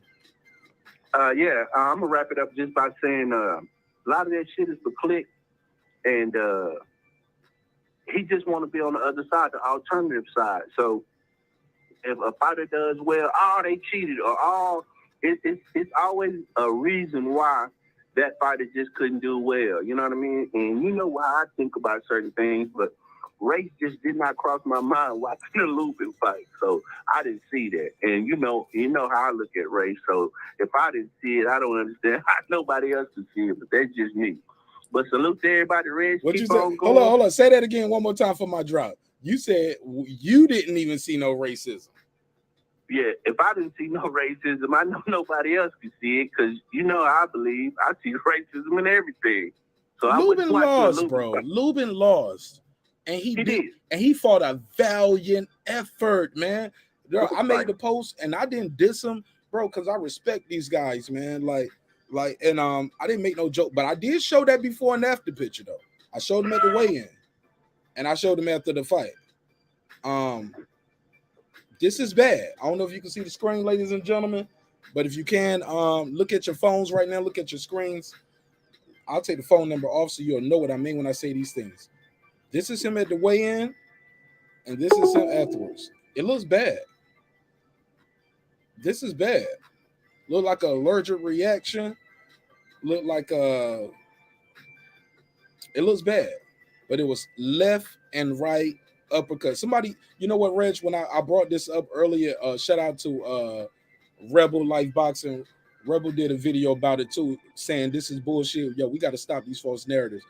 You know what? Somebody left my comment when I put this, when I told them about your video, and I said, you know what they said? It was the left uppercut that did all the damage, not the right uppercut. That's why he didn't take the other glove off. I said, go gadget arm. Like, these motherfuckers gonna reach for anything, yo. And yo, y'all killing me too. Smash the like button, yo. Smash the like button. At one point, we had 80 people in. We should have been had 80 likes. Smash the like button. But you get what I'm saying? We gonna reach forever, like with no concrete evidence. That's what I told G Funky in the chat. I was like, yo. He's like, what's good, Mark? What you doing? I said, bro, I'm over here building bridges, bro, instead of destroying them. I'm not gonna spread those false narratives with zero evidence. It's irresponsible. And those who engage in that should be held financially liable. If you out here saying somebody cheated in a professional boxing match with zero evidence, you should be held financially liable. Not criminally, excuse me. Am I beyond the pale right here? Am I going beyond my scope? What you guys think? No, I think what you said is true. Like you said, there's reaching to go catch the door. That's funny. I laughed at my mic. Yeah, that's my new drop. Don't steal it yet. I got the drop. Go catch it on. Cause they reaching, bro. If I do steal it, I always credit you, man. Before I say it, I say like Mark said. No. Even if you credit me, you stole it. No credits. Oh, well, I see your cash out.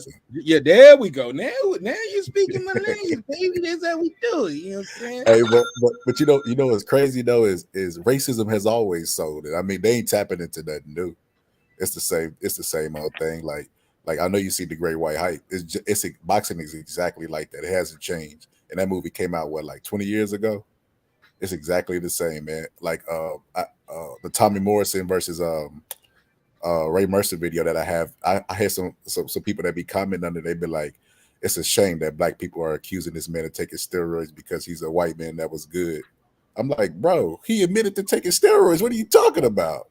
So it happens both ways. It's just racism always gonna sell. If you go look at the #1 channels on boxing, it don't matter what color they are. They all cover race. They have a lot of videos on race because it sells. And shit, Don King them knew that. They was aware of that way back in the years of yesteryear. So it's gonna be the same forever, man. Because boxing is just tribalism at the end of the day. So yeah, they reach it like a motherfucker. I don't even think they believe it. They just know what their audience want. They feed them red meat, and they try to maintain a little bit of credibility because they wrong a lot. They wrong more than they right because they always bet on black, like that game in Vegas. I'm a bet on black. And they always lose because black don't always win. It ain't enough. If that was enough to win you the fight, they wouldn't even get in the ring. They wouldn't even have to throw punches if black was enough. So yeah, they right, bro. And that's why I think triggered Brandon to call in earlier too. And we touched on it earlier. Pause. Shout out to my guy Reggie Owens when we was talking about it earlier. Sometimes people think their melanin is enough. Sometimes, man, some people are God gifted. Sometimes your training is going to kick in. You don't think you need to study film. These guys study film. Lots of things go into place. Maybe it was egg weights. Your suit was too heavy. Your trainer spiked your water, whatever. I don't want to hear none of that shit, bro. I'm sorry. Not without concrete evidence. Like, I'm just, that's not how I leave my home. That's not how I talk to my daughter. My wife don't accept that from me. You get what I'm saying? Like, no, man, shit. No, look, I don't gain this weight, shit, because I like ice cream and brownies, motherfucker, more than I like getting on that treadmill. And it's right there. It's right there. No, I'm good. I'm talking to y'all niggas on YouTube. It happens. Be honest with yourself. If you ain't gonna be honest with nobody else, but I'll digress for a second because I got a guy right here. I ain't talked to this dude in a minute. I don't even know if it's the real one, but it looked like I got my brother Real Rap is in the building. What up, though? It was good. It was good. It's good. It's good. Nah, it's definitely the real rap, bro. It's definitely me, man. I came on What's because up, fool? My it's good. indigenous brother. This is my indigenous brother. I'm gonna speak on that. Hey, man, just remind me. We got to do that episode. You know, I want to do that episode with you. I need you and D Calico on that same episode. You, D Calico, and the Fight Doctor. Remind me, and man. Reggie. Like we're gonna touch on that, man. But look, before I start, I gotta say, man, salute to you, Mark. Salute to my brother, Reggie Owens, man. I had to take a hiatus. I nigga real rap. Yeah, man. I had to take a little hiatus, man. I don't want to take away from the conversation. I want to get right into it, and then I'll kind of talk on some personal things. But as I get to it, the first thing to what you were saying is, and that's when welcome home. How about that? I appreciate that, bro. Home to your home, away from home, and welcome back. Much respect, man. Much respect. But to the conversation, man. The reason that is because the victim mentality is promoted and it's accepted by a lot of society today, you know, and it trickles in, it delves into the sports realm. You know what I'm saying? As soon as a fight happens or as soon as a game is played, you know, because controversy sells and people don't live in a realistic mindset, and they don't live in the real reality that, you know, everybody else is forced to live in. Like, for example, you just said, you know, if you gain weight, that's because, you know, like you got the cookies in front of you or you got the ice cream in front of you that you choose to delve into. Well, the same thing. Right. Yeah, it's a choice. Yeah, that's what I'm getting at. It's a choice, man. And that victimhood mentality is a choice, especially in our era. I think it's always been around, but in our era today, man, you know, in my opinion, is at an all-time high. I gotta give credit to the young man Fundora. Hell of a fight. A lot of people was doubting him. A lot of people thought, you know, it was gonna be a KO decision for Lubin, you know, and salute to Lubin. You know what I'm saying? Warriors, man. It's a warrior sport.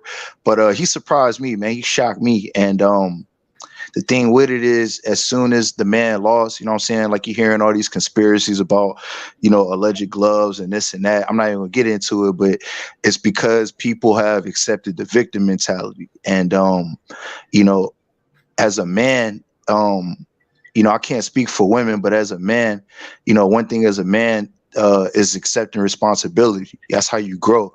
I'll say the same thing for women, but I'm not going to speak for women. But as an adult, you know, the true way to growth is through acceptance of, you know, responsibilities and understanding that, you know, like you may have certain faults and certain shortcomings, you know, and the only way to get better is to work on the weaknesses. So, you know, from life to this boxing match, that's why we have the issues, in my opinion, that we have, because people have accepted that victim mentality.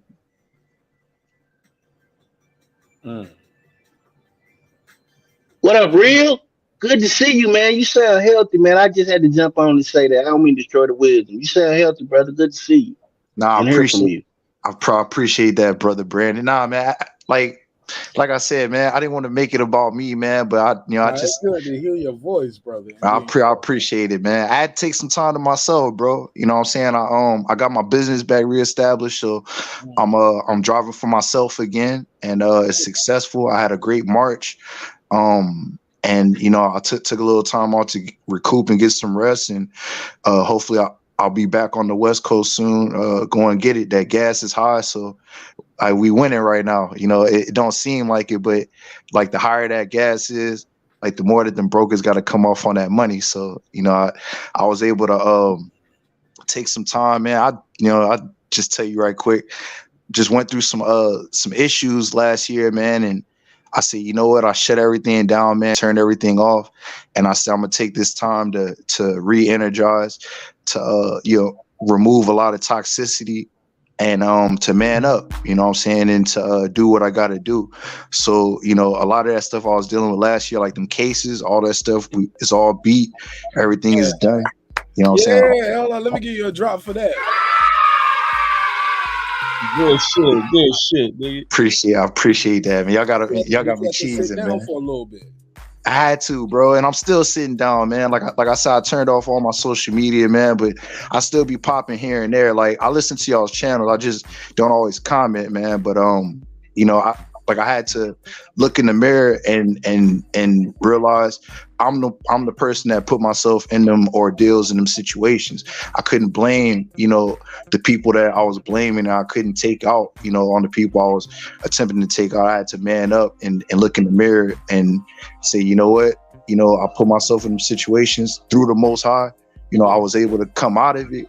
But you know, everything is a journey and a growing process, man. Bro, and I'm gonna let you know something. I appreciate you allowing us to be a part of that journey with you, because you did share a lot of things with us along that journey. I'll be remiss if I didn't ask. How's your father, if I can? Nah, we good. Nah, we good. I'll tell you straight up, bro. Like my dad was the one that helped me set my business up. Like basically what I did. Man, let me give you another drop. Shout out to Dad. Shout out to Dad. Yeah, man. Shout out to I say his name, man. Shout out to Robert J. Thomas, man. You know, shout out to Mr. Thomas. One of the greatest, man. One of the greatest. We reconciled, man. And what I did was I had to step away. So I left Louisiana for a few months. I went up to New York, and I was working out of New York for the summer up until around Christmas. And I was going back and forth from New York to the West Coast, and that's how I was able to stack my money up. And I took that money and I invested it back into my trucking company, so I got everything back established. And he was the one that helped me, you know, with the contacts of, you know, who to talk to, who to go through with the paperwork to the state, you know, because that's all government. That's all what's called your dad FMCNC. Yeah, man, he plugged me up, man, and you know I want to give him a huge shout out, man, because without him, you know what I'm saying, you know, I'm not like I can't say it was me. I got to give him the credit. I wouldn't be here without my dad, man. Like I got a lot of support from y'all. That's what we needed to hear.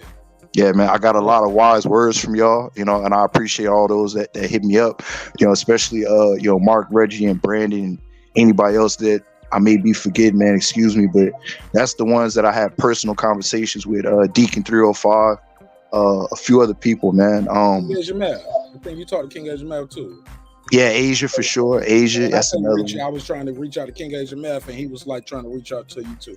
Man, bro, man, this is like a whole nother community right here.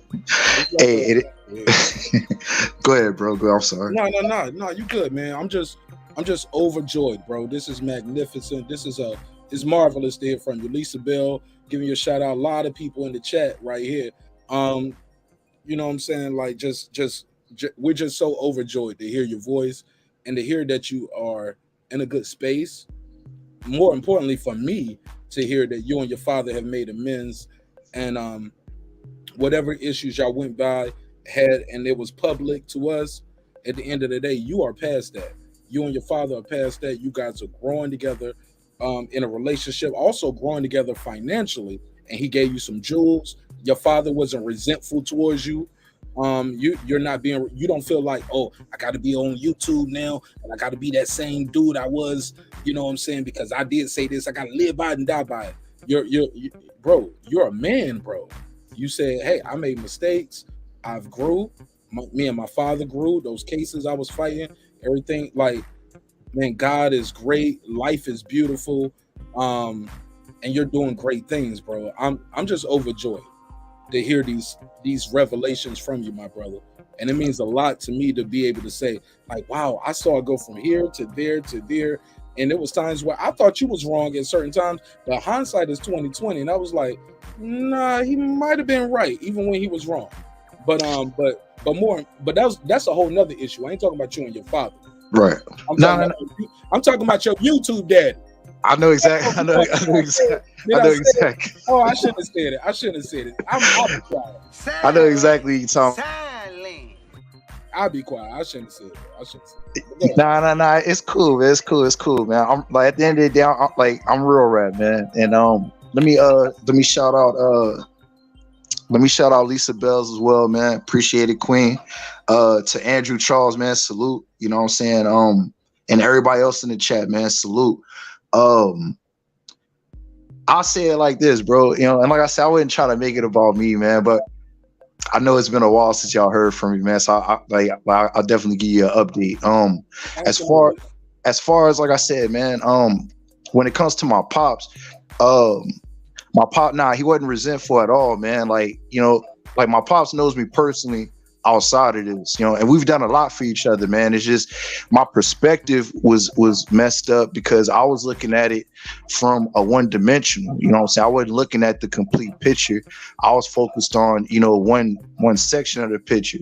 And you know, that's why, you know, to kind of transition a little bit, I know like the indigenous thing and all the other stuff that we was on, you know, I still respect, you know, like the ancestry and all that, but I feel like at times that's a distraction as well, you know what I'm saying? Because at the end of the day, what I had to learn is a lot of them people, they focus on the past, but they're not focusing on what we're doing today to better our lives today. And it's not just them, like my indigenous brothers, but just as a whole, you know, people that play that victim mentality, they want to have points and stripes off our ancestors. And it's like, nah, our ancestors laid it down.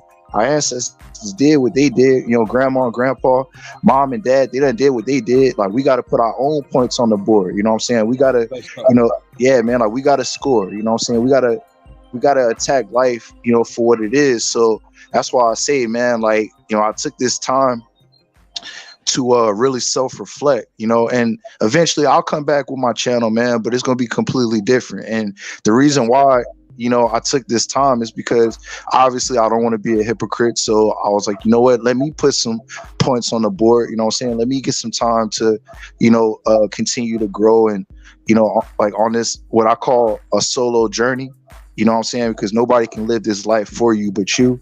And I said, once I, you know, get back to where I feel like, you know, I have something positive to give, I have, you know, some good energy to put out, you know, then I'll go ahead and do that. But until then, you know, I'm gonna go ahead and take that time to heal, you know what I'm saying? Self-reflect, listen back, fall back, you know, and listen to wise counsel, you know what I'm saying? It's some good book. And listen to your father, because he ain't lying to you. Absolutely. He's not here to hurt you. He's not your enemy. Absolutely. And you put your dad, you said his name was Roger J. Thomas or Thompson? Rob J. Thomas. Rob J. Thomas, yeah. American hero. Real talk. Absolutely. And he's definitely welcome here on the neighborhood. Man, you think your dad would be open to doing a phone conversation? He ain't got to. Nah. No. Because we got a lot of guys who are into trucking. Right. But they don't know the first step to starting their own. They just I would have to get their CDL. Well, are you willing to do that one day? I'll do it. You know what I'm saying? I'll do it. Like, my dad is super low key. You know what I'm saying? Like, my dad is super, super low key. Like, he's like the end. We got to do it live. We can do it. Yeah. I mean, well, look, I'll do it like this, man, because I would like Reggie to speak on. I want Daniel's son to teach my audience karate right now. Respect to you, real rap. I mean, I need Mr. Miyagi on me. Like you just got through the Cobra Kai. You get what I'm saying? Then you trying to start your dojo. Relax. I got you. I mean, but to be honest, though, I don't even feel like I'm talking to real rap. I'm looking at everybody like, who is this nigga right here? Like, who is this guy? I love it though. I love it. Are you gonna keep the same name of the channel? Or are you gonna do something like? Are you gonna change your name from Real Rap to such and such, aka or Real Rap, aka your new moniker? Because this is definitely a rebrand, my brother. A rebrand, like amazing, and I love it. I love it. What do you have a new name in mind?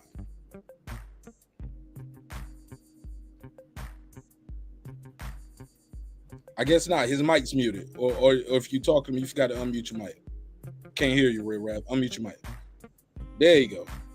Oh, okay, you muted it back. So you muted then unmuted. There you go. Okay, all right. Now I'm back. Nah, man, I'm gonna keep it. What I was saying is like I made like another email as well, so that keep it factual. That like that's me as well. You know what I'm saying? I just be low key with it, but to find my channel, like, to be honest, Like once I put that chief in front of my name, it was able to come up on the algorithm. So I may just make like another email and just come back out with the chief, but I'll explain it. Like I'm not, you know what I'm saying? You can keep the same channel. You can change your YouTube name. Right. So you good. You can change your YouTube name. All right, But look, I gotta open it up to the panel because I'm sure they got absolutely, some things. absolutely. I'm sure Brandon and Reggie want to speak. I yeah, that's what I was saying. Real quick. So I'll digress. I definitely want to hear from Reg, man. Yes. Okay, Reg. He definitely want to hear from Reg. Reg, what do you have to say to Real Rap?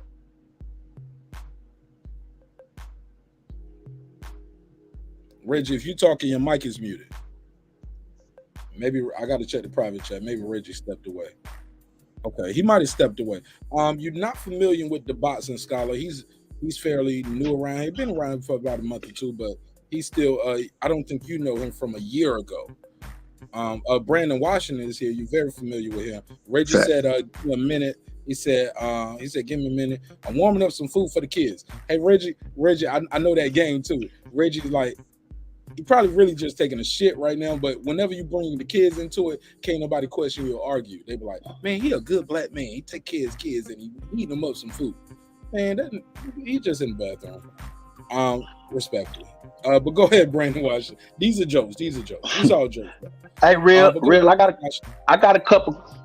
Man, I just want to say, you sound healthy. You sound like you got your mental together, and I'm proud to hear you sounding strong, you know what I mean? And if you could, I think you text me your second line. If you could, I know you still got my number. Text me, but I'm just proud of you, man. And like Mark said, I got to watch the journey, and it's inspiring. It let me know that if you practice the right things and practice being constructive, then constructive things will happen, and you can come back from it. So. You just gave me inspiration. That let me know that if I ever have a glitch or I have any issues, or, sometimes we down, that I can come back. And not only come back, I can come back strong with all my thoughts and everything back together. So I'm just proud of you, bro. That's all I want to say. I'm proud of you, and it's good to hear your voice. And I'm just glad that that you coming back around. And that's all I want to say publicly, anyway. And I want to add to that too. Look. I hate the fact that he felt. I do want to say this. I do hate the fact that he vocalized, or I don't want to say he felt, but I think you did say this. You was like, I felt like I didn't want to be a hypocrite by coming back with this. Bro, no, that's part of being a man. It's called a revelation. It's called admitting I made a mistake, or I might have overspoke. I was wrong. Sometimes we can misspeak when we say things like sometimes we can get baited into a conversation, and it's okay to say, hey, look, I got baited in there. I took the bait, and now I'm saying this, and now I'm going there. And I do that with I've been in that situation with everyone from my wife to my sister. Look, even my daughter can bait me into something. I was like, hey, you knew you weren't gonna get no candy this early anyway. Like, why are we going through this? So like, hold up, why are we going? You know what I'm saying? Just because you see the cabinet opening, this way your snack say you think it's snack time. No, I need to get something else out of this cabinet. And then you powering, and I'm looking. No, we're not about to do that. But I said that to say this, my brother. It's called evolution. But more importantly, I want you to know you always got a home here in the neighborhood, bro. Like, it ain't gonna never be one of those things where you're gonna feel like a hypocrite. Because me as the host, you'll hear me in mid-show say, oh, I changed my opinion. I'm wrong. Yep, Nas album. This album was better than that J album. I forgot that was on it. Okay, no, just J album was better than that Nas album because it's a conversation. So, man, I'm overjoyed. This has been great. I think he dropped off. I think I lost him. But it's all good. I'm trying to wrap this one up anyway. So definitely feel good. I need Real Rap to pull up one more time though, because I need his info. Because right now he's a ghost. Like, there we go. Hey, Real Rap, put your email in the private chat so I can reach you. I definitely want to reach out to you, bro. If nothing else, I got to do that indigenous topic with you. I need clips. I need Calico. Definitely want to have Reggie, Brandon, Boxing Scholar. You probably ain't gonna want to be a part of that one because you got green eyes. Respect. It's a joke. But nah, Boston Scholar don't do that race talk. No. Yeah, he ain't gonna do that race talk, but I already know. But we definitely, it's gonna get into some racial shit. That's why I think it's all there. I love clips on those type of topics. I think clips be doing some third shit work right now. But shout out to our guy Mike Lewis, aka that guy Clips, one of the best in this shit, bro. I'm definitely trying to help him get his own show popping. So we're gonna definitely chop it up. This Troy Graham. Oh shit, Troy, I closed the phone lines down, bro. My bad. I'm trying to end this one. I'm actually about to end this one now. Go out here and kick it with the family lamb, do some editing. So anybody want to give me their final thoughts? Real rap, put your email in the private chat for me, homie. Or either shoot me an email, or my email is scrolling on the bottom of the screen. But I prefer you put your email in the private chat. I think people trying to reach you on the panel as well. With that said, man, I didn't get to everything I wanted to get into on this topic because it is fight week. I'll probably just do a pre-recording video of my Errol Spence breakdown of the video that he did with damn man, what's the kid name? Reggie, I forgot his name just like you did. But he did a good interview with Errol Spence, and I'm gonna do a breakdown on that. It might be a pre-recorded. Wait, hold up, man. What happened? Bro, I'll be back, man. I need to go get my charger, bro. Man, I gotta say what's up, the real rap, man. What's up, man? And Troy calling. Y'all go ahead. I'll be right back.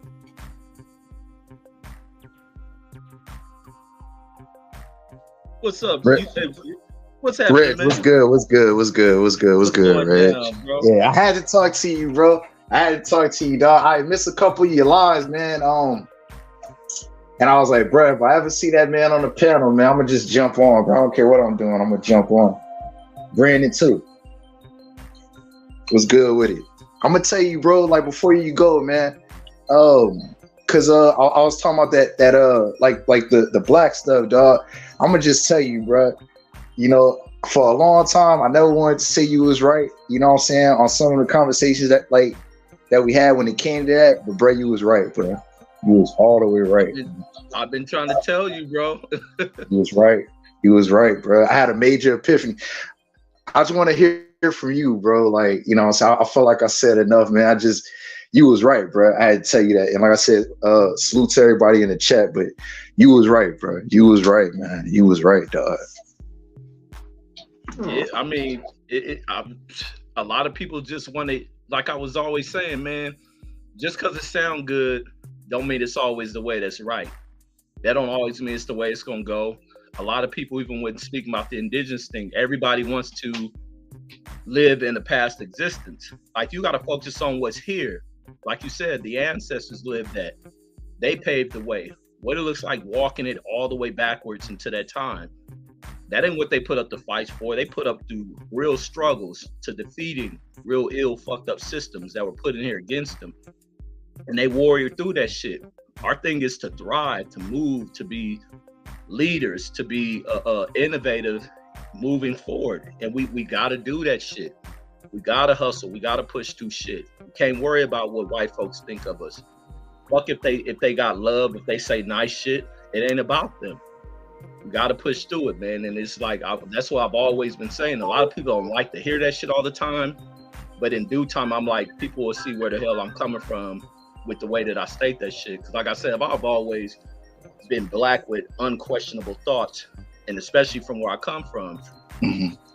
I've seen that shit from El Zane, just from me speaking. I'm speaking this from what I've learned from old ass people. And some old people who I grew up around are flawed individuals. Mm-hmm. Real flawed individuals, but we gotta press through, man. The life that we were born into, and especially when you start taking it through the steps of what it took to get here, like shit, even through the process of what our parents have done to get us here, and we the ones who come out on top as the wonders, reaching that point, coming out, making it through the whole 9-month journey of being inside before we delivered and shit. Like, it's mm-hmm. our job to push through shit. We can't spend too much time crying. That's like with my life.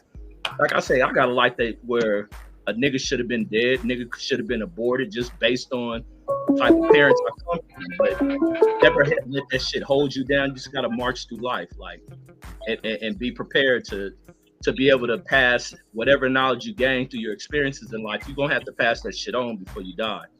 And that's a good thing to be able to even go through your journeys in life, to come through. We all, we figure shit out through life. But as long as you come back around and you find, your aha moment to where you can teach people. You done went through a journey, you figured out this ain't the way.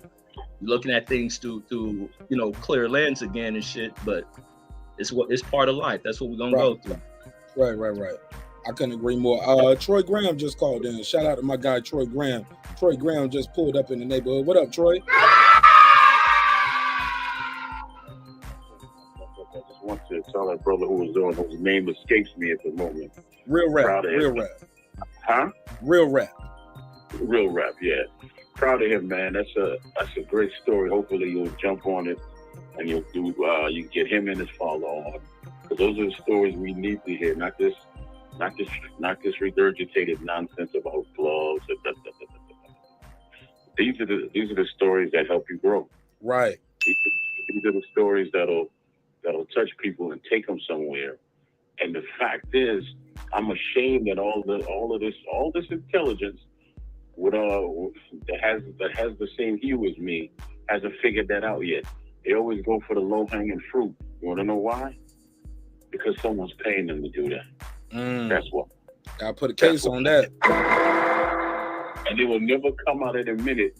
They'd rather lie. Like I heard one cat say, he said on his own show he was never a Floyd fan, and now all this is coming out and it proves his point. I called right in and said, didn't you tell Andre Ward that you would have cried when Floyd retired? And he was like, oh yeah, that was about 5 years ago. You are a liar from the soles of your feet to the top of your head. Yeah. So we just need positive stuff, man. Reggie, he can't hear me anyway, can he? Yeah, I can hear you. I hear you. Okay. I was gonna tell him, as soon as you make that call, man, you should let Mark know that you made that call to Lubin's camp to find out if they watch tape and all that. You and your matter-of-fact statements, man. You and your matter-of-fact statements. Make the call, and then why you taking it? You taking it the same way people taking Terrence Crawford saying, "Oh, Ferduna's he said Ferduna a cheat code." Like, come on, Troy. You brought it in there. I don't know what the hell that is, Reggie. No. I've actually never heard that comment until right now. Seriously, I've never heard that comment about Terrence Crawford until right now. But regardless, he's saying they're the same. Do you agree or disagree? With what? Cheat codes and all that? Yeah, I guess. Yeah. With how you took that statement of me saying that they probably didn't watch film on Ferduna. I don't care. I don't give a rat's brain at. Yeah, like I said, we don't know. Like I said, it's a lot of questions we want to ask Coach Cunningham. It's a lot of questions. I want to know if Lubin's ever had his nose broke before. Has he ever fought a guy 6'5" and a half? Has he ever had a broken jaw before? Which side was broke before? Like, I'm curious about previous injuries, and like, were those in sparring? Was those in an amateur? Did that ever happen in a pro fight? Because he took some damage there tonight. So I'm curious what was regular, what was like. I don't think we're trying to do anything malicious though. But we are curious about that young man. Because once you because look, no matter what that is, all of that encompassed in one night, one fight, and the guy is 6'5" and a half. Like, add that all into play, and he's strong as fuck. I tell you what, though, man, when I saw that young man's face, it told me all I needed to know. That fight was stopped two rounds too late. Reggie said the same thing. That fight was stopped 2 rounds too damn late. That fight should have been stopped earlier, way earlier, because he was just. I could tell you that he was just going off his manhood and his balls. I can't wait to do my next Stitch Duran interview. You know we're gonna talk to Stitch about this fight. Yeah. And I'm gonna have screenshots. I'm gonna have some slow motion footage of the guy in the corner early on, not leaping in with the inswell. He's squirting water on his head instead of like, why is he doing that instead of applying the inswell very early?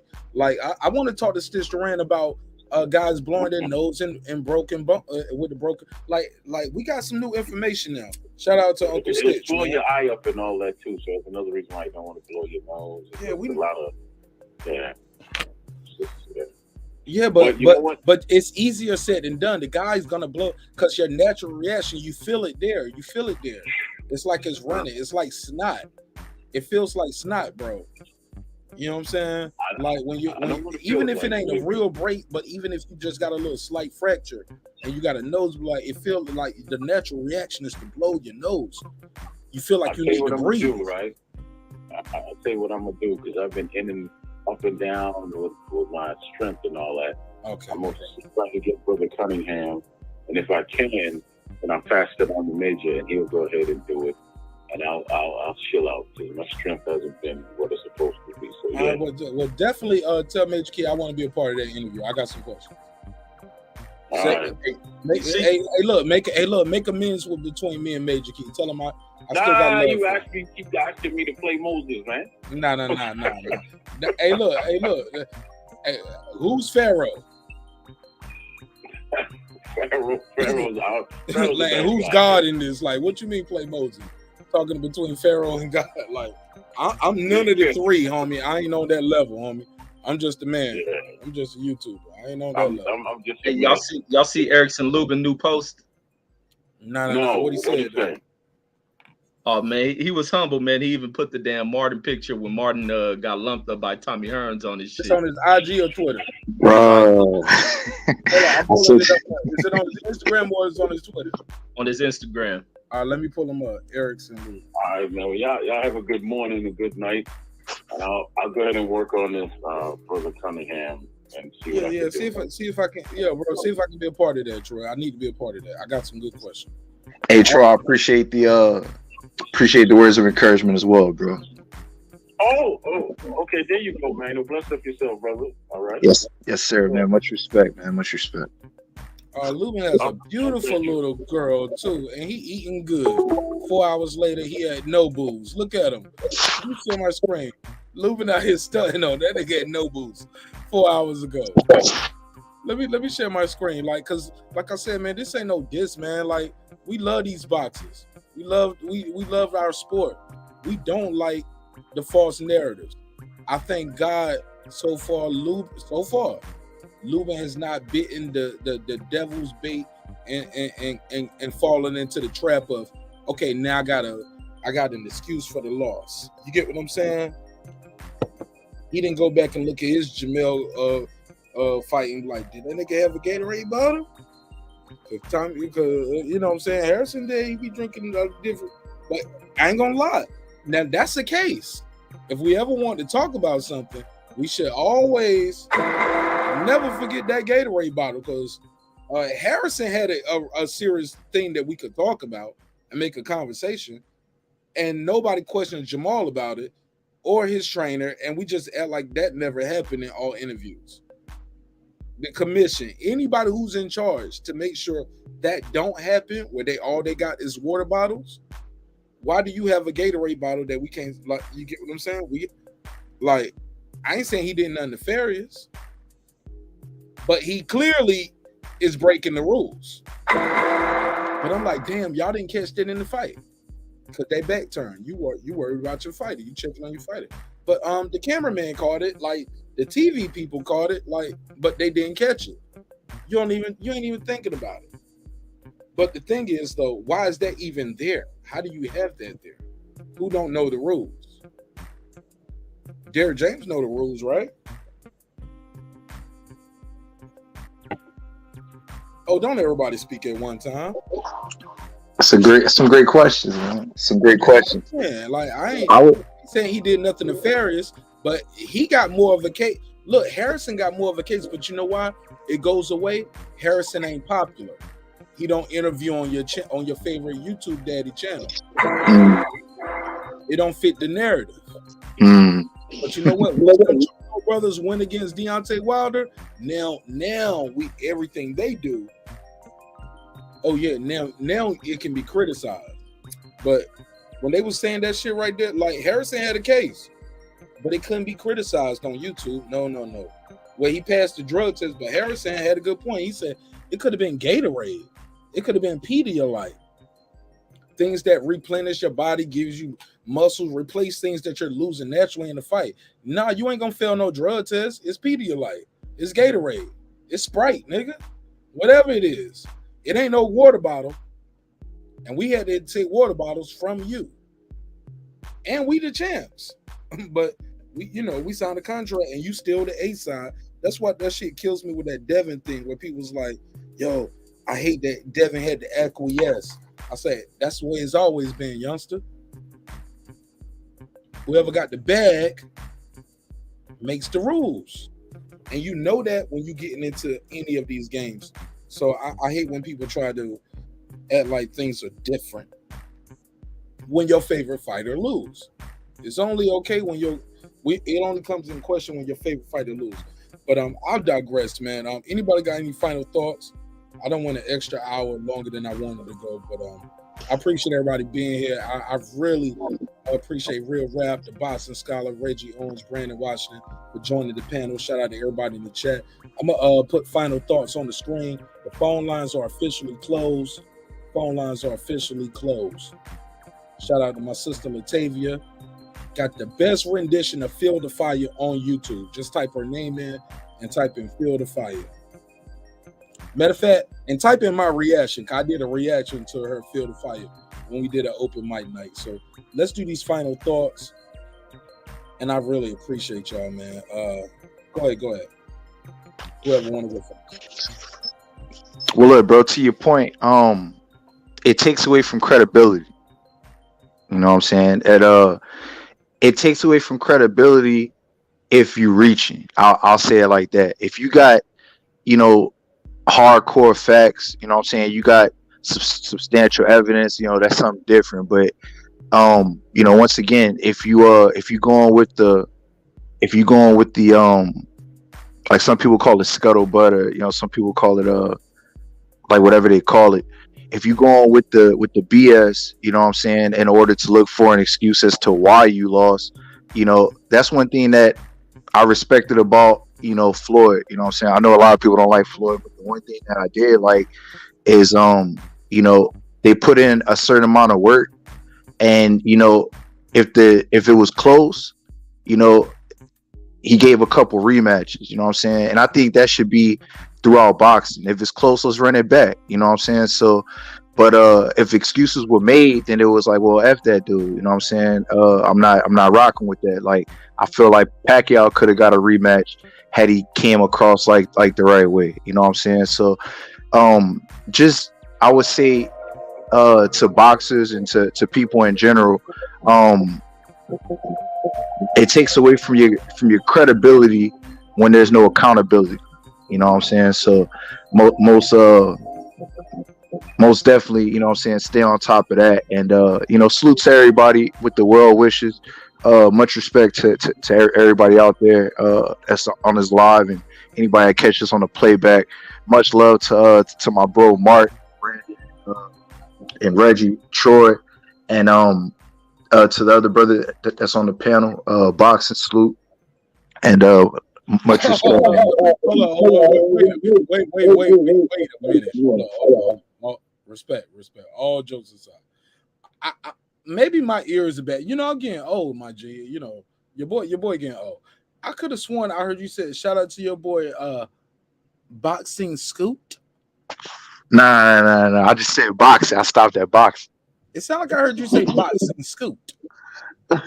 I ain't say Boxing Scoot. I was going to ask you who was Boxing Scoot, because Boxing Scoot. You never heard of it. Yeah, never heard of Boxing Scoot. I'm sorry. Y'all crazy. I said the other brother that's on the panel, boxing. I couldn't remember his Boxing Scholar. So that's salute to him. Yeah. Okay. We had to get these jokes off, though. Nah, bro, I'm cheesing right now. But I got a big old smile on my face, man. Hey, look, it's a hip-hop political sports show with a comedy twist, man. We like to let the jokes fly because life is serious enough. Hey, Real Rap, if somebody trying to reach you and contact you, how would they go about doing that? I'm going to drop my number, but I'm not going to be available to, like... You got an IG, Twitter, Instagram? I ain't got nothing, bro. Like right now, I just got the little Got your YouTube channel, right? I don't even have that, bro. I shut that down, bro. I just got Okay. I got this little account like right here, like the little keep it factual. But I'm gonna turn it back on, man. Just for right now, I emailed you. I can't promote no OnlyFans over here though. Nah. I'm not even looking for promotion. Like right now, like to be honest with you, anything except OnlyFans. I'm glad you brought that up. Like Why are you glad that I brought that up? I'm glad. No, not the promotion part. Like I'm like for a while, bro. At least like the next few months, I'm gonna continue to just, you know what I'm saying, like stay in the background and just cause like continue like to build. Yeah, continue to build. Like the trucking business, it takes a lot of my time, and like when I'm not doing that, I'm resting and recuperating. But as far as building offline, I don't mind talking, you know what I'm saying? I don't mind building offline, but as far as promoting, I'm just not on that right now, man. Maybe the entire year, I might take a whole year and just, chill, man. Hey, look, I definitely want to connect minds with you on building that on road and what ideas that I got for it too. Man, anything you want to know, bro. If I don't know, like I said, I got a trucking encyclopedia that I'm trying to service for that industry. Yeah, man, just let me know, bro. And I ain't gonna say most, but a lot of my people who support my show, like they are on the road. Word. Yeah. I sent you my email, and I sent you an email. Like my trucking business email. All right, so you got my email that I sent you the test? I emailed it. Okay, cool. All right, cool. Perfect. So like well, thank you for your time and energy, bro. You got anything else before I let everybody else get their final thoughts? Nah, bro, just much love and respect, you know what I'm saying? Appreciate the authentic positive energy, and we definitely gonna make a comeback, bro. Like I said, I just want to continue to take my time and develop and work on like what I'm working on behind the scenes, and I'll definitely come back out with some content eventually. Man, I look forward to it, man. We're gonna support it over here in the neighborhood, right? Man, always, bro. It's always been love over here, man. I appreciate that, especially on that music and everything else, man. Much respect, bro. I appreciate it. Nothing else pull up for the next hip hop night. We do for another open mic, man. Like we do for another open mic night, and I'm gonna do the open mic night on the backup channel because a lot of people be sending me joints where they doing covers, or it might be a joint where they rapping over somebody else's beat. I still want to play it, but I don't want to get affected on the channel, and it ain't gonna be them doing it. It's gonna be Universal Music Group. You get what I'm saying? Apple Music. I know that because I've been doing it now. So I got a plan for it, so we can still do that and promote it, and then we can edit and chop the show up, and we can still push it out and promote it. But we are growing the backup channel as well too. Word. We got to do that, but it starts here with us connecting here because most of us are here on YouTube. And word. Video. Look, y'all be a part of the video. When I share this shit on YouTube, on Facebook, Instagram, Twitter, they only reply to the headline and the thumbnail. Nobody hears the conversation. Well, not nobody, but obviously somebody, because we all are here. But it's a lot of people. If you just read those comments, they just go off on me like, motherfuckers call me a Nazi. They ain't even click the thumbnail and look at the picture and see who the nigga they talking to is. But they said when I said that the video I put out is Adrian Broner. Like the two videos that's going crazy on Facebook is Adrian Broner a Hall of Famer, and is Floyd Mayweather jealous of Tank. Just those thumbnails and those questions alone, the comments are crazy. I'm gonna do an episode on YouTube. Matter of fact, I'm gonna just start chopping up those comments and I'm gonna reply to those comments. But I've already replied to them, but I'm gonna make them famous. You get what I'm saying? And I think legally, can I get sued for that? I need a lawyer. I need a lawyer because I'm about to make me up. But I think I can do this legally. You replied to me. You can't be now. Once I start clicking, I ain't gonna click on their profile and start going at their family members and all of that. No, I'm gonna reply to this, the avatar you got, and the comment that you left. I can do that legally, right? That's my Jimmy Kimmel shit, right? This is my mean tweets. Cause they going at me, homie. Motherfuckers call me a Nazi. They don't even know I'm black. They said out like they don't know. The question for this topic was only because of what Tank Davis said. Oh my God! If y'all read these comments, this shit is gonna be hilarious. Well, that's the crazy thing, bro. Like any Floyd slander, the fanboys gonna get you for sure. No, but it wasn't slander. No.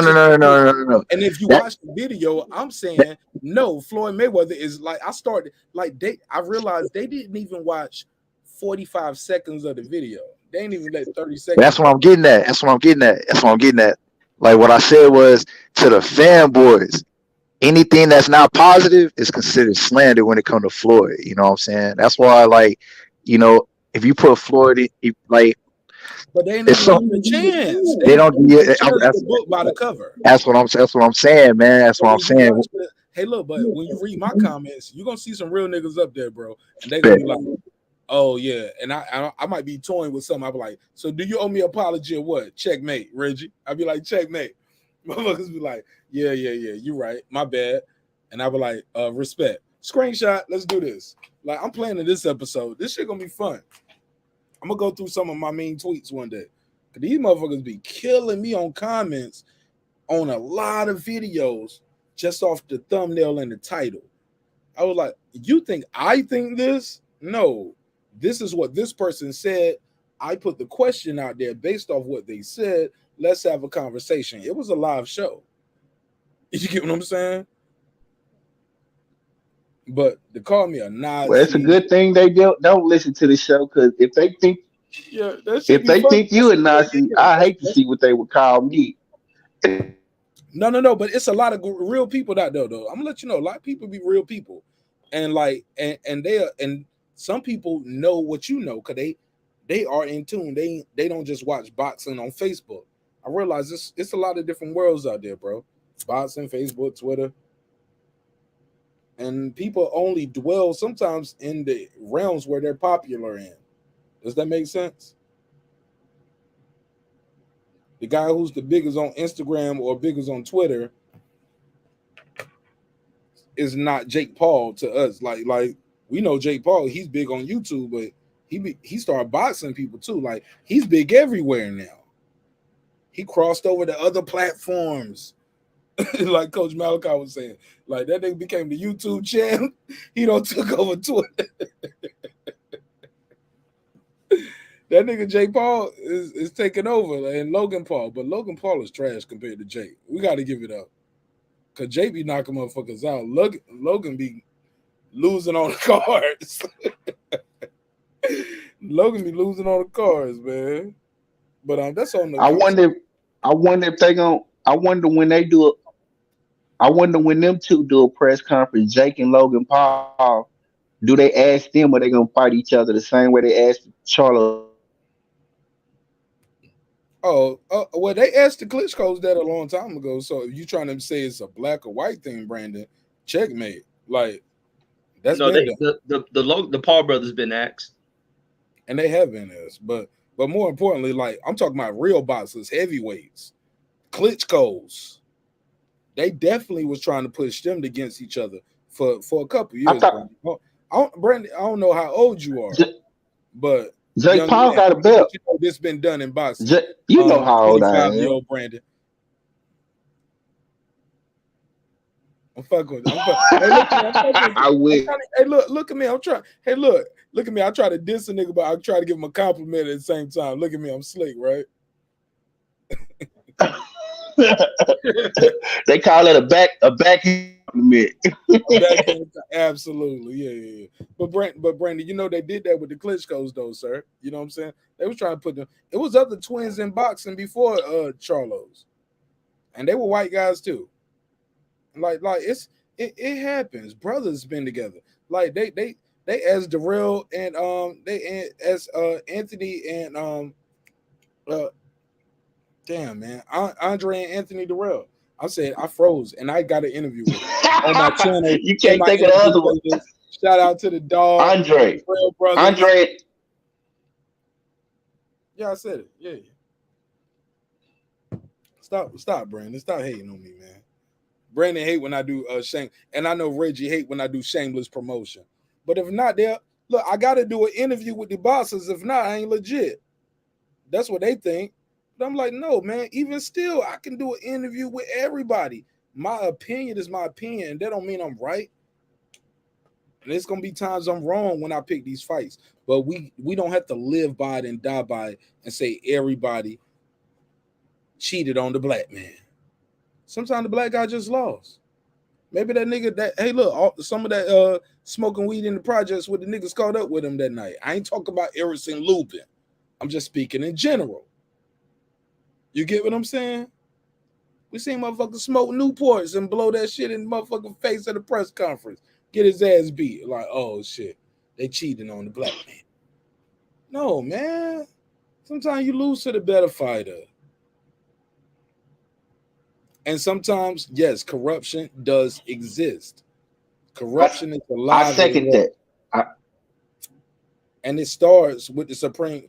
Look, like we should not have lifetime appointments in anything in life as human beings, because we are humans and we are susceptible to corruption, bias. It's human nature. Long as humans have a heartbeat and a brain and we can cry and we have emotions, yes, you can have a bias. You should have a lifetime appointment in anything in life, because life ain't even guaranteed. You get what I'm saying? Does that make sense? How you give a motherfucker a lifetime appointment who ain't got guaranteed in life? That shit don't even make sense. I agree again, Mark. That's the weirdest shit. shit. Hey, Mark, you touching on something. You starting to touch on the politics. You starting to touch on corruption. Look, remember that movie? That's going to be, Brandon, that's my next drop. That's going to be my drop. I already know the drop, and I already know the movie. I ain't going to even say it because I don't want nobody to steal it. Because you know they be stealing my swag, my nigga. Keep looking up. Keep looking up. Everybody gonna be wearing red bucket hats too. Of all different colors. Go see. Go ahead, Brando. Let's everybody get their final thoughts. Let me land this plane, man. I'm out of here, y'all. I love y'all, man, and I'll be here chopping it with y'all. I just want to say salute. I got more content to do, and we got to chop it up, bro. We're going to middle zone. I promise y'all, this is gonna be the month. Y'all gonna look up, and it's gonna be less pop-ups. The short's gonna be shorter, and we're gonna find out who really fuck with us, because a lot of these things that I'm getting right here is disappointing. It's disappointing. Over 1,000 views already, and we ain't even at 100 likes. This ain't right. Come on, man. Do right. Just click the like button. You like the content. But with that, I digress. Go ahead, Brandon. Tell people how they can reach you, follow you. Give me your final thoughts on everything we talked about tonight. Far as them accusing our Mexican brother of doing something nefarious, calling Coach Cunningham a bad coach. Errol Lubin corner, inexperience. They don't say this, but that's what is implied, because they couldn't catch the loaded gloves. They took a fight where the guy didn't take PEDs, and he fighting a guy 6'5" and a half. And you took a fight with no PEDs. You a bad corner. You're a bad manager. You're a bad promoter. You're bad. Like, throw the whole company away. Like, you got to make this make sense. Or you can give me your final thoughts. I'm sorry. Well, I say this. I don't believe that Fundora cheated. I believe it was a great fight. Coach Cunningham gave out good corner advice during the fight, whether Lubin wanted to follow it or not. And, that was up to him. Fighters get in there and have their own mind, even though their coach could be telling them. Triple G, I want to see Triple G fight Charlo. I think I would rather push for that fight than see him go up a weight class and then see Canelo come down a weight class. Whether we can just get Charlo, Triple G, that's a unification fight. As far as Ryan Garcia, I don't really care to see Ryan Garcia fight again. And it's fight week here in Dallas. So let's go, Spence. Everybody turn up. That's what we're going to be talking about all week. I know we're going to be talking about the press conference come Friday. We're going to be talking about the weigh-in and how they look. So I'm excited. So good work, Mark. We got an exciting week. And salute to Reg. salute to you, Real Rap. I'm glad to see you, my brother. You sound strong and healthy. I'm glad. And Boxing Scholar, you know, Texas, you know how we do. So salute, man. Great show. All right, go ahead, pass it around. Final thoughts. Appreciate you, Brandon. Anybody got anything they want to say before we land the plane? Nah, Final man, thoughts. let me get my final thoughts, man. Good show. Good to hear all the brothers, brother Real Rap back in the building. Salute, bro, man. Glad you got everything rolling. Man, keep that shit going. $1 million dreams. Keep pushing, bro. But that's all I got, folks.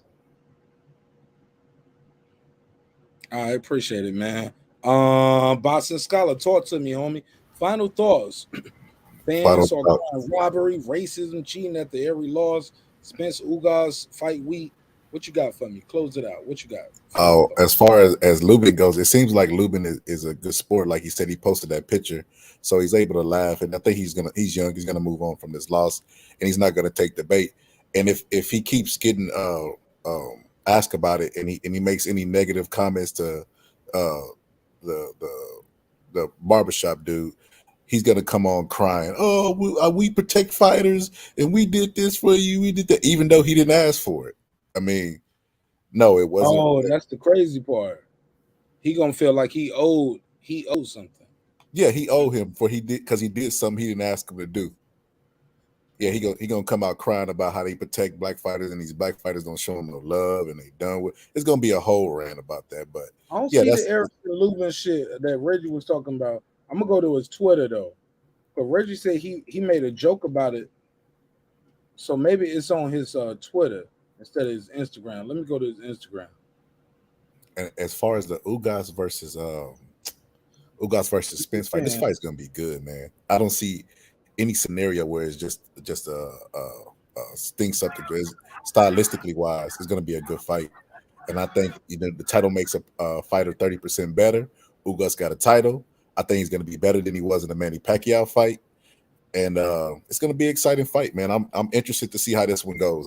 I can see Ugas definitely Hey, look, hold up, slow down. Just to let you know, real quick, for anybody listening, I'm on Errol Lubin's Twitter and Instagram, and I don't see him making fun of himself getting knocked out.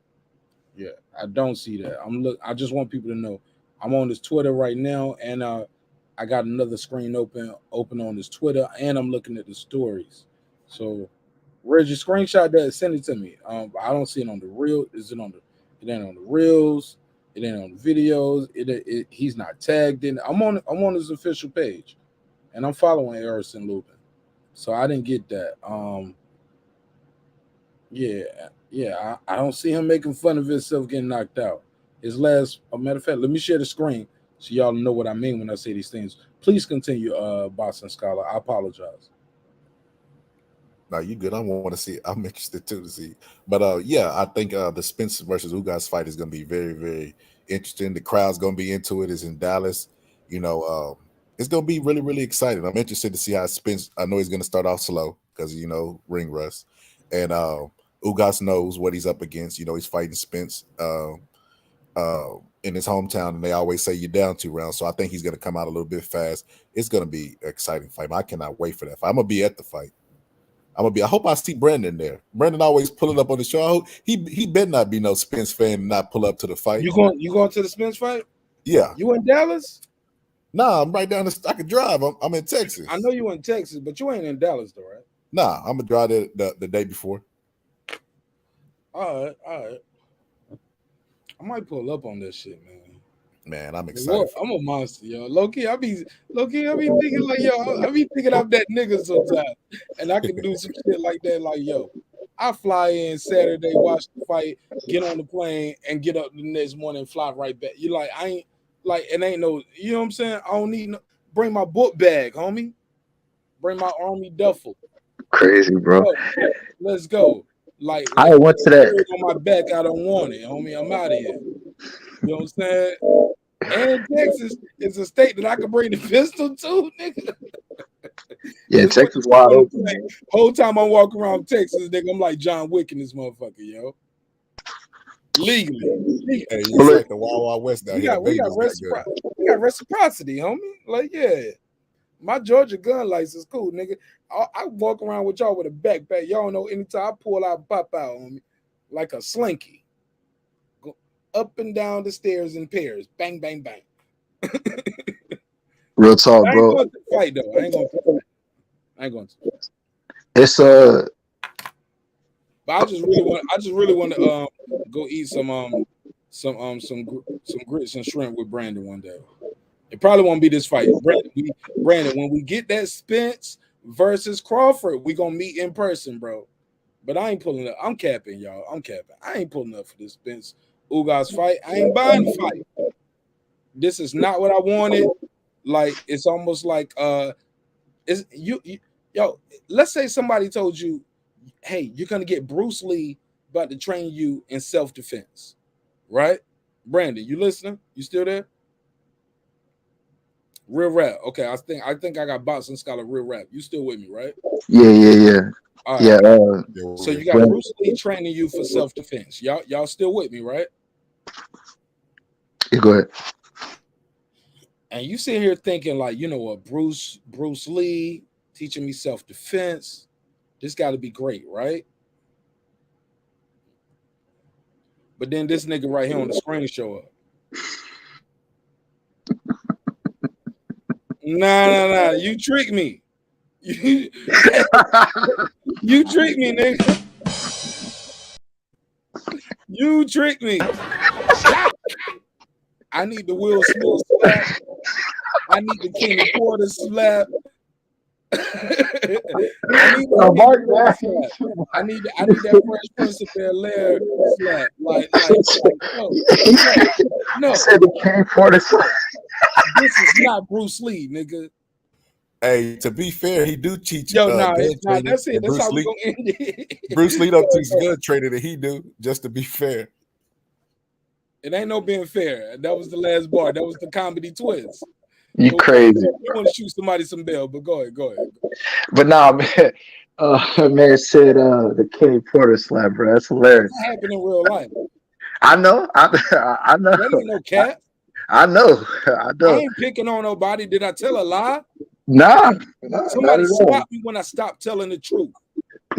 No lies discovered. But Kenny had loaded gloves, bro.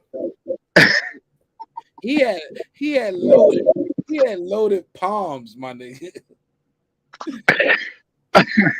And it happened just like Hey, bro. Bro, that's crazy, right?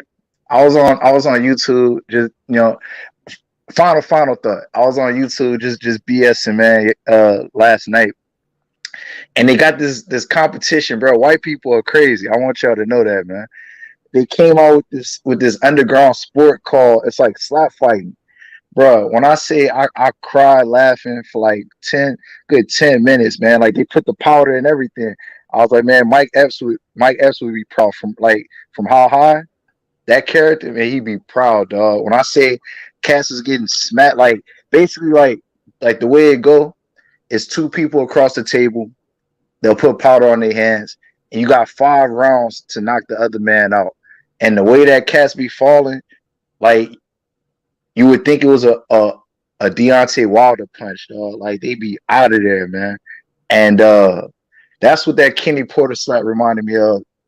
Outside of the baby powder, man, he just needed a little more baby powder. But nigga, y'all about to make me play the footage. Y'all about to make me play that footage, man. Don't make me do it.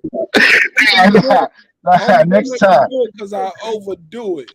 Next time, because you know they got an HD angle of the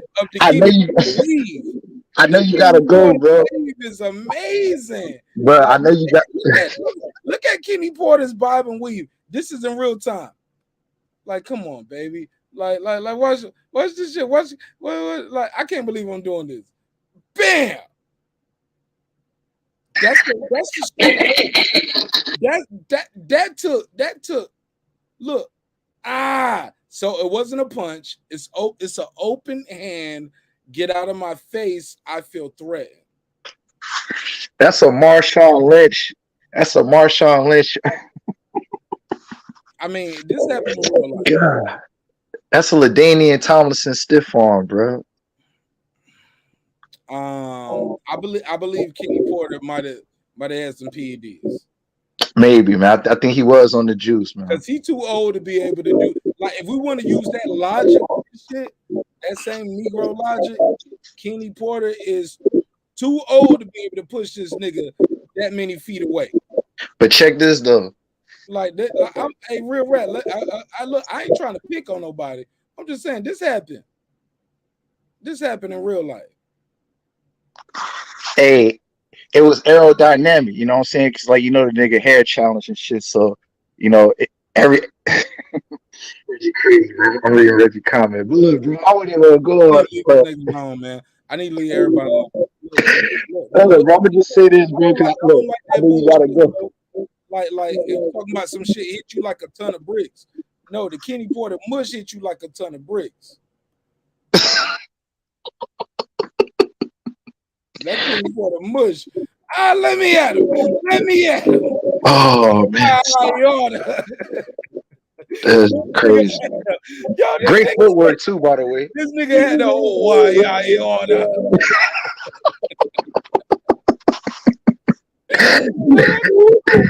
Great footwork.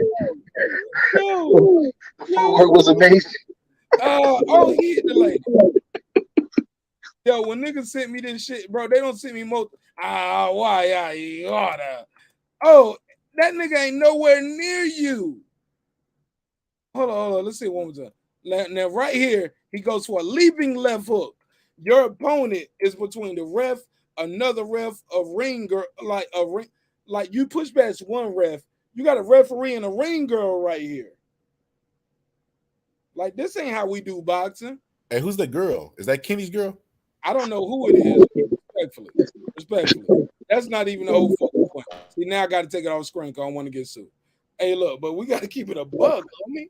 Like, that, I don't mean to call this sister a ring girl. I'm just saying that respectfully. Like, I'm just saying, if you know boxing, like, first of all, do you understand why you don't have no credentials, homie? Why they don't want you at the events? That's why. You're toxic. You are dangerous. You cause conflict. You are make a movie about your life before you make a movie about Malcolm X or something. Make a movie about your life. You know what I'm saying? And why you are on camera fighting Sean Porter's father, or trying to, and hitting a sister. Allegedly.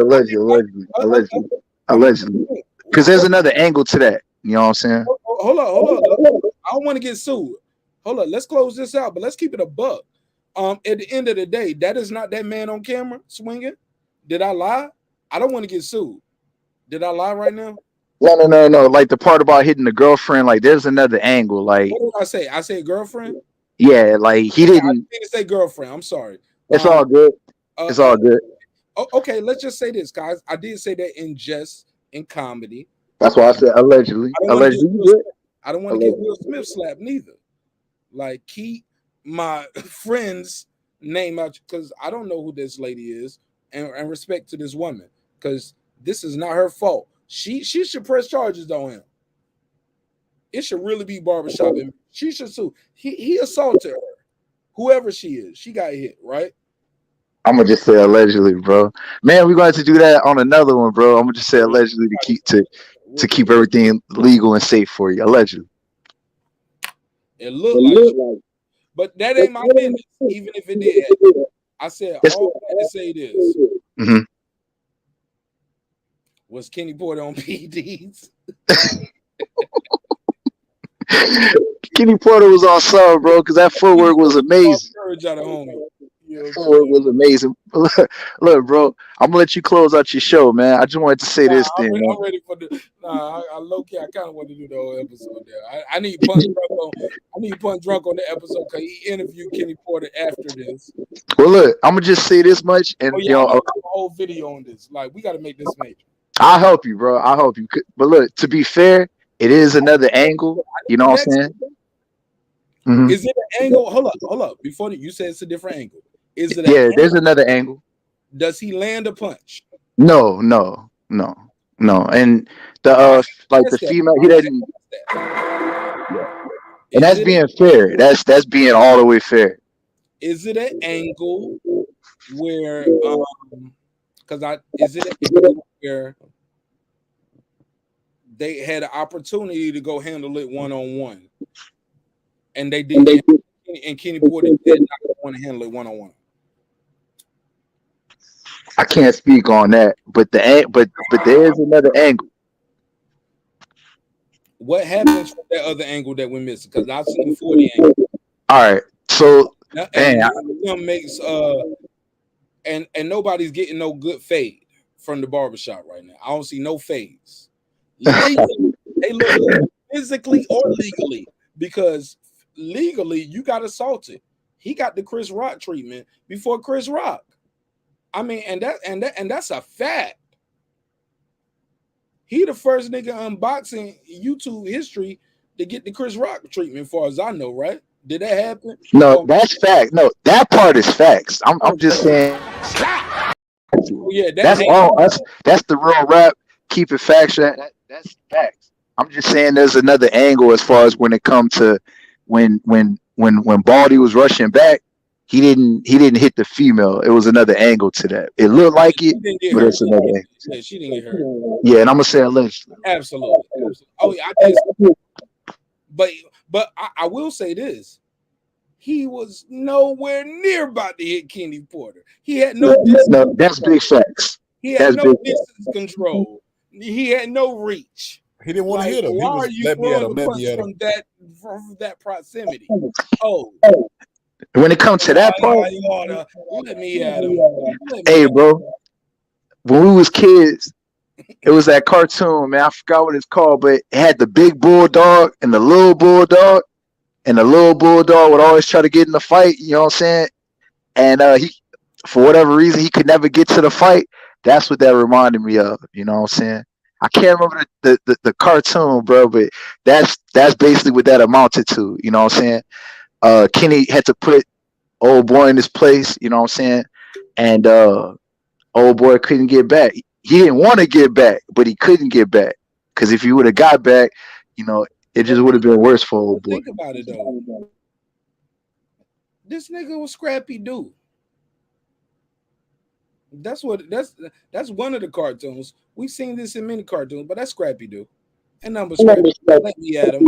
I should get him. Not my G. It is what it is.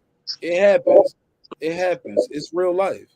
But at the end of the day, like Kenny Porter said in that interview with Punch Drunk, he was like, I train guys in the Olympics how to throw a right hand.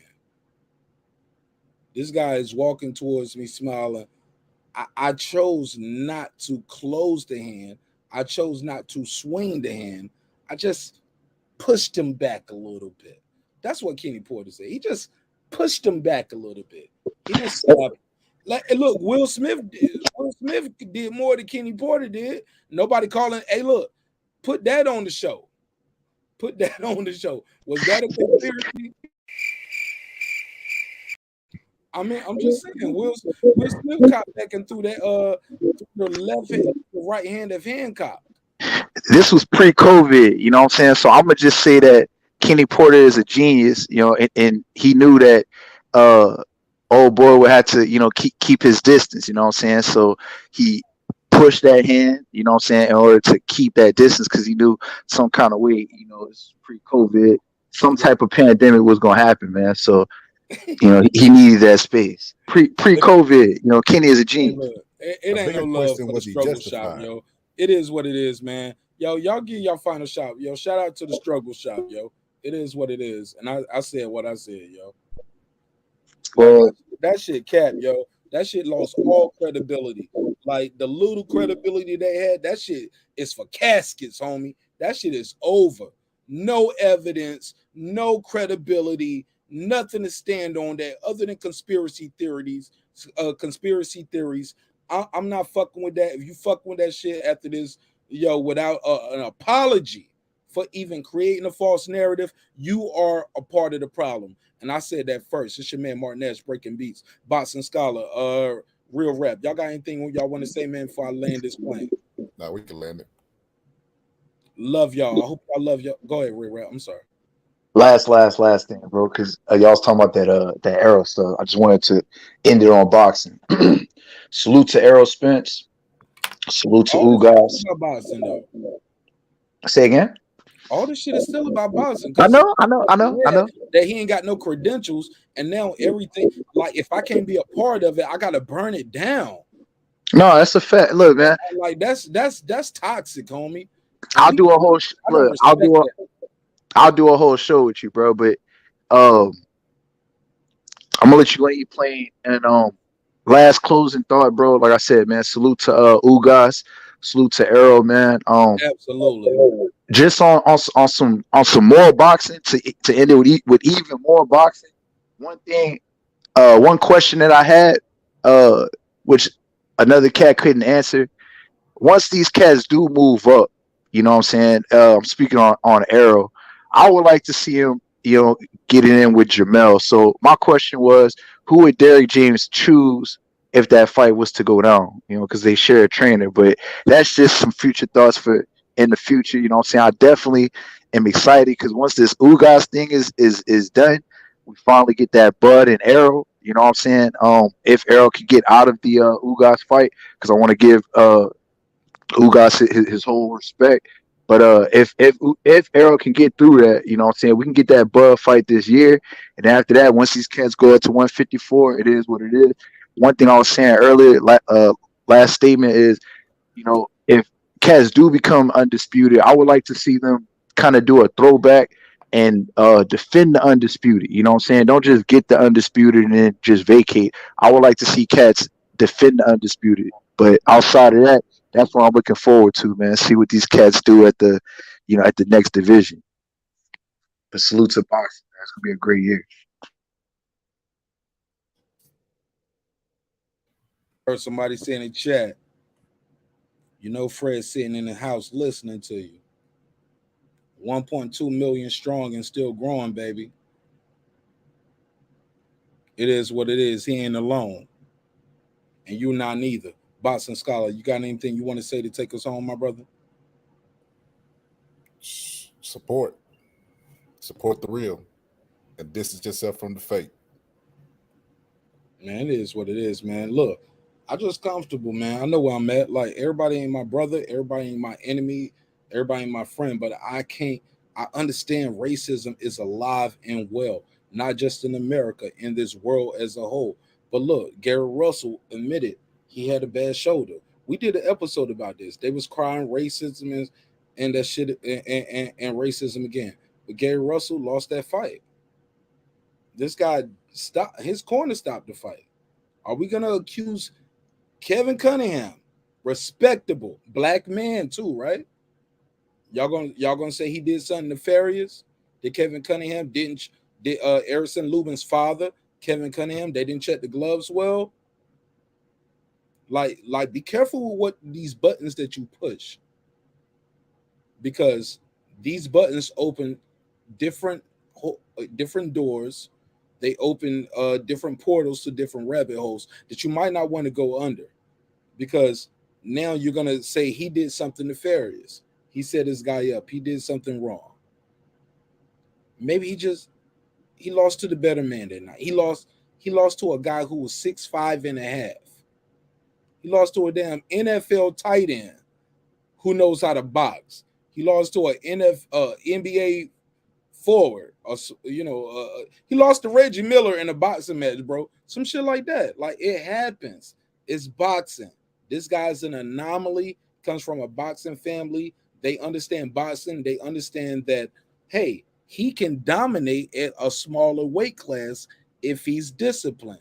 And if you ever seen the guy, he's kind of nerdy, goofy, but he's fun. He's a kid. He's only 1 year younger than Errol Lubin. When y'all saying, well, Errol is a good kid, this other guy is a good kid too. I get it. It don't fit your narrative, but shit, we can't risk history in boxing just by hating on guys because they don't look like us. And I don't want to call everything